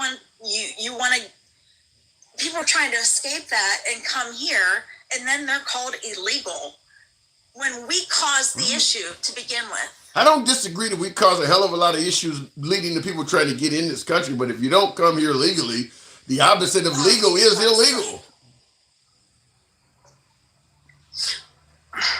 Are we specifically going after criminals that are undocumented? Technically, yes. Technically, yes. They're not. If you broke the law, if you are breaking about Stephen Miller. Do you know anything about Stephen Miller? Yeah, he's pretty far to the right. Do you know what he wants? In regards to what? He the population of the United States. He wants us to be a little bit lighter. He wants the population down to 100 million people. Jesus, you would have to have a fight. You would have to have some sort of the only way you're going to do that is with some sort of a final solution or something. Well, if you don't think they're going to start eventually, I mean, if you really expect that? You really expect him to do something like that? You don't think they're gonna try to keep going after the 14th Amendment? No, I said final solution. We're at 360 million. That means you want to get rid of 260 million people. You're going to have to murder some people. Do you really believe that is the goal? No. We're going to be deporting people. 260 million of them? That's Stephen Miller's. That's his. What do you want to call it? Manifesto. You'll be dead before you could do that. And I'm not a conspiracy Karen fake that is kind of conspiratorial, though. It is. It's not. That's huge. Go look it up. What Stephen Miller wants regarding depopulation. If America got rid of over a third of his population, that's actually 2/3 of his population, more than that. Infrastructure, the whole country would collapse.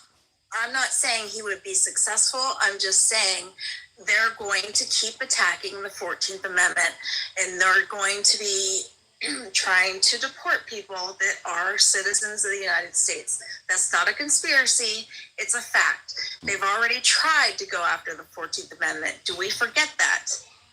Are we forgetting that? I know. I'm not forgetting the fact that Trump has went after a few amendments. I'm speaking more to people in the comments that will defend their orange Jesus until the day they die. Orange Jesus? To me, orange Jesus. That's what I call him. All right. He can do no wrong. He can do no wrong in their eyes, and I think that's fucking weird. That's weird. That's who we voted for as a nation. Jennifer, I do got to move it on. Did you vote for him? No, I didn't. No, I did not. I lean left. I'm left of center. You're a fence rider. I'm sorry. Jennifer, I'm sorry. We have to take strong positions now. It's you just further left than I am. That's not a fence rider. You just further left than I. You don't think the other side should even have a say. I'm not that far to the left. I'm just politely asking you to try to change your language. Just one word. One word. I'll make changes where I see them justified. But Jennifer, I got to move it on. Oh, it's an undocumented person that was not here legally. Like, is that really hard? I've never heard of somebody commit any violation of the law and be referred to as undocumented. You're always considered as committing a crime. It's always been a crime. An undocumented homeowner. Here's another point I want to make regarding that. So a lot of travelmen, they literally brought infants here, undocumented, and these children have only known the United States, and that's what you're calling children illegal. To me, that almost sounds like if you move into a vacant house as a squatter with your child and they don't find out you're living there for a year. Well, my child has only known this home, so he should be able to stay. I'm just telling you. So instead of what you're implying that they just send them on a plane back home, why aren't we helping? Why aren't we doing something to help?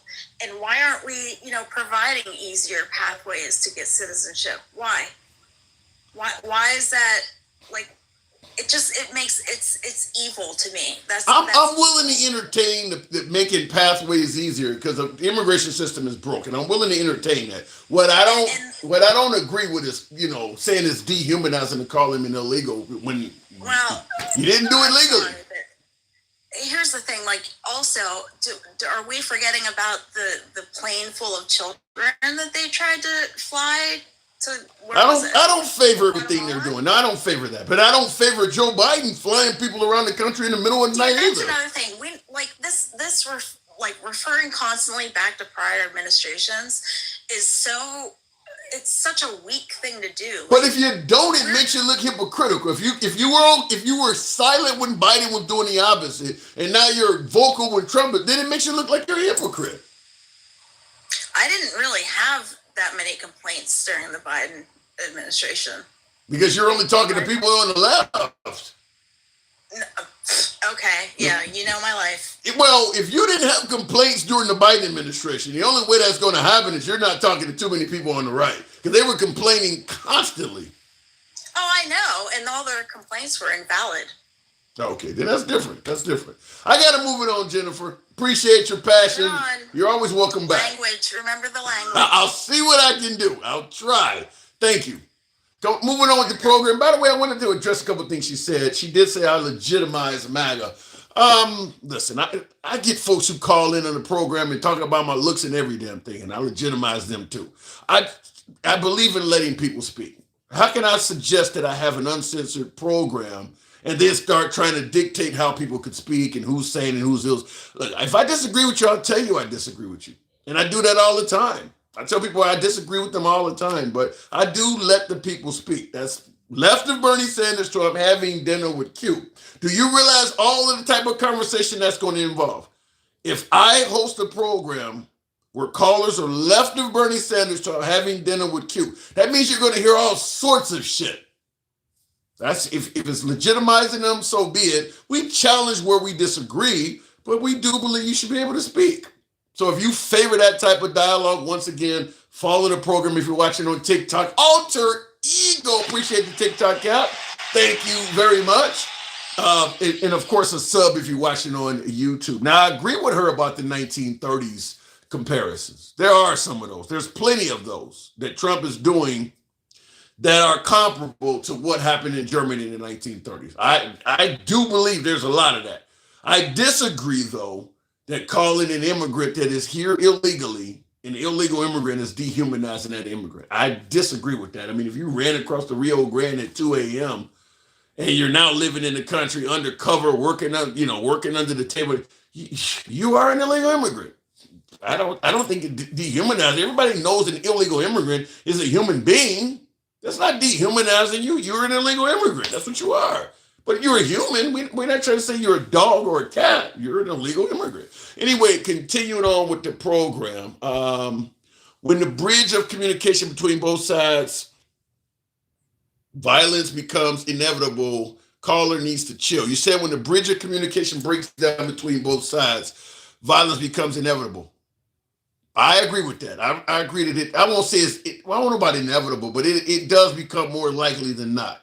And that's why I do believe it's important to talk to both sides of the aisle.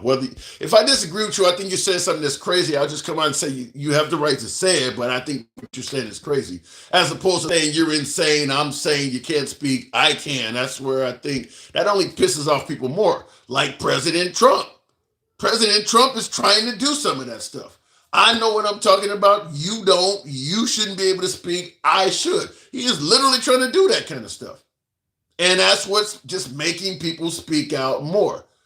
You're okay with Greg Gutfeld, but you don't want Jimmy Fallon on TV or Stephen Colbert or Seth, or NPR, but you're okay with Fox. CNN tells lies, they're fake news, but you're okay with Fox as if they're not doing it. So Trump is doing that. I'm okay with propaganda and fake news as long as it's beneficial to me. Trump is absolutely taking that route. Absolutely. If you're illegally in the country, you're an illegal.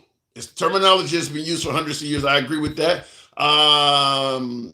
Dehumanizing is calling the right fascist, using legal terminology is not.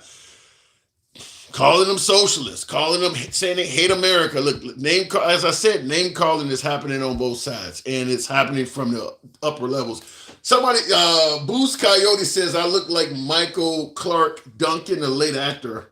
I wish I had the physique, and I used to be able to bench nearly 400, and I didn't look like Michael Clark Duncan when I was actually really muscular. Not in my opinion, I didn't look like him, but I did hear people say it. So thank you, Boost Coyote. If open communication is denied, violence becomes inevitable.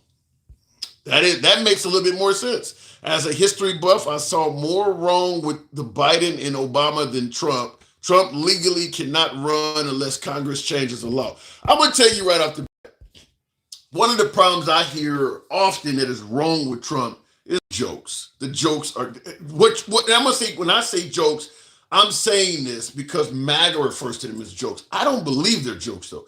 Joking about being a king. Literally the photo he posted of him flying an aircraft and dropping shit on the protest, he had a crown on his head. I don't think it's wrong or out of bounds to call Trump a fascist when he is literally posting pictures of himself wearing crowns and shit like that. You can't complain about people saying that you're trying to be a king when you're actually posting pictures of you wearing the crown. Well, he's joking out. Get the fuck out of here. If you're joking about it, then people are going to accuse you of doing it. Period.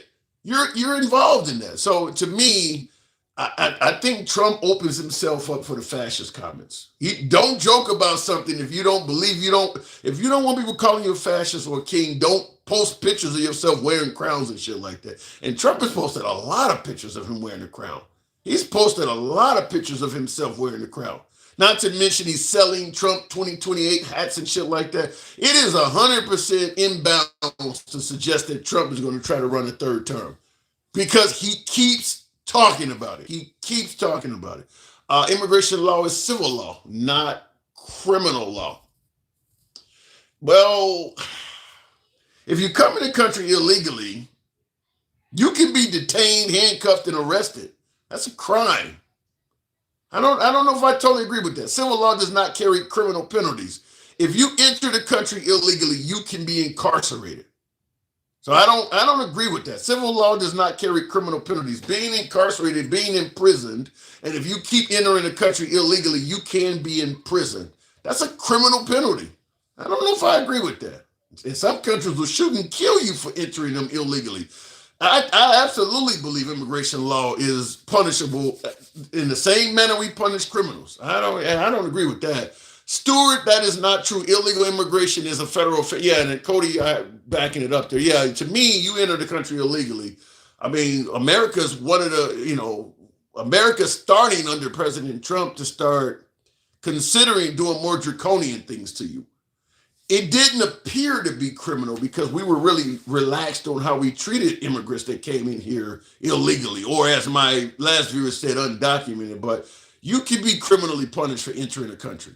A country has a right to be choosy who we let in. Yeah. But if you're too choosy, you're going to increase your illegal immigrants. As my last caller rightfully pointed out, and she was passionate, Jennifer Lynn was, but she made some points I don't disagree with. One of them is fucking around in other people's countries and ruining their economies and things like that. Well, that encourages them to then try to seek other better places to live. And America is often one of those places. So you can be choosy, but if you go and fuck somebody else's country up, you're going to promote them to try to come here. Most of the countries that are south of the border have some American influence throughout their history, and it's not been for the better. Whether it's Mexico, whether it is Venezuela, you see what Trump is doing down there is not going to benefit Venezuela, Guatemala, Nicaragua. We have influence on all of those countries, and we've made them poor from that influence. Not to mention countries out in the Caribbean, places like Cuba and Haiti. All of them countries have an American influence, and it's not been for the better. So if they want to improve their lives, they tend to come here. Well, shit, you don't want to put this bullshit dictator in charge or hurt our economy, so we're going to come to your country. And that's going to keep happening. And I agree with my last caller on that. You don't have a right to be on public TV. If you're losing money, they can make a YouTube channel and make your own show. I don't buy into the notion that Jimmy Kimmel was losing money. Just like Stephen Colbert, they claim was losing. Stephen Colbert has the #1 night show. At all of them, Jimmy Fallon, Jimmy Kimmel, Rogan, he's #1. Seth Rogen, what is it? Well, it's 3 of them that are on at the same time. Jimmy Kimmel, Jimmy Fallon, and Stephen Colbert. Stephen Colbert is #1. I don't buy that he's losing money. I mean, he's not Johnny Carson, because when Carson was on, you had 3 channels to watch. He's going to have way more viewers. Same thing with even during the Jay Leno days when the internet was in its infancy. Jay Leno and David Letterman. You still didn't have as much programming. Now there's 100 things on. You got Conan O'Brien is going to be on TBS. Obviously, Greg Gutfeld is on fire. There's stuff everywhere. I think even CNN has a night program now. So, of course, Colbert is not going to compete with people of yesteryear. There's just way too much shit on TV. You got a USC code in here, 1325, which criminalizes improper entry by an alien. For first offense, penalties can include fines or imprisonment for up to 6 months or both. I stated it, you agreed with it, and now you've provided proof. Entering the country, illegally entering the country is a criminal offense. It is a criminal offense, and it can be punished criminally. And as you rightfully point out, up to 6 months. I think Trump wanted to bump it up to 5 years or something crazy like that. We prop up dictators in Saudi for gas. NATO paid Putin for gas, which he used to fund his war. Would Argentina be a better partner? Maybe because they're not always at war. That ain't what he campaigned on. Trump didn't campaign on buying better allies. That to me, even if Argentina would be somehow a better ally or some shit or whatever you're trying to indicate, that ain't what he fucking campaigned on. I would give Argentina $40 billion because I think they'll be a better ally. That ain't what he campaigned on. He campaigned on taking care of Americans first, not cutting all of the social programs and safety nets to Americans and buying a fucking ally in the South Pacific. That's not what he campaigned on. So I don't, or South Atlantic or whatever, South America. I don't, that's bullshit. To me, that is literally like just defending him no matter what. He did not campaign on that. And I'm going to tell you flat out that if Biden had did the same shit, the right would have won ape shit. Well, they're going to make a better ally, so we're going to give them 40 billion. That's bullshit. That's what my last caller was talking about. That I don't want to say the cult word, but that's defending them no matter what. He didn't campaign on doing them like that. He campaigned on making America great and bringing money back to our country, not trying to prop up some leader in another country in a foreign land. While subsequent offenses carry a potential of up to 10 years in prison. Wow. It is indeed a criminal offense to enter the country undocumented. So Scott Smith says Johnny Carson was the best. Well, you don't know who could have been better that weren't given a chance. If Johnny Carson had to compete against all of cable TV, social media, you don't know. There are other comedians that could have gotten discovered. Keep in mind, Johnny Carson existed in a day when everybody wasn't given a fair shake. I don't want to take it into the racial conversation, but the fact is, if you were a funny woman or a person of color, you weren't going to get a prime time 10 p.m. slot like Johnny Carson got on national TV. So there is some DEI in that as well, because he didn't have to earn it. Being white kind of helped him out in that. So I don't know. He was very funny. I watched a lot of Johnny Carson as a kid. And then, of course, Jay Leno. And I didn't watch Letterman as much. I watched Carson and then Leno. But I don't know. I mean, you did get advantages during the day of Carson by simply being a white male. He did get advantages for that. But anyhow, folks, I do appreciate the 113? Let me put on my spectacles. 113,000 likes. You guys know how the program is ran. Been ran this way since day one. We are MAGA friendly. We don't block, ban, or censor. Never have. Never will. It does upset some folks, but nevertheless, that's how lack of censorship does. If you enjoy this type of open dialogue, feel free to follow us if you're watching on TikTok. Give us a sub if you're watching on YouTube. We will be here tomorrow and throughout the week as we normally are.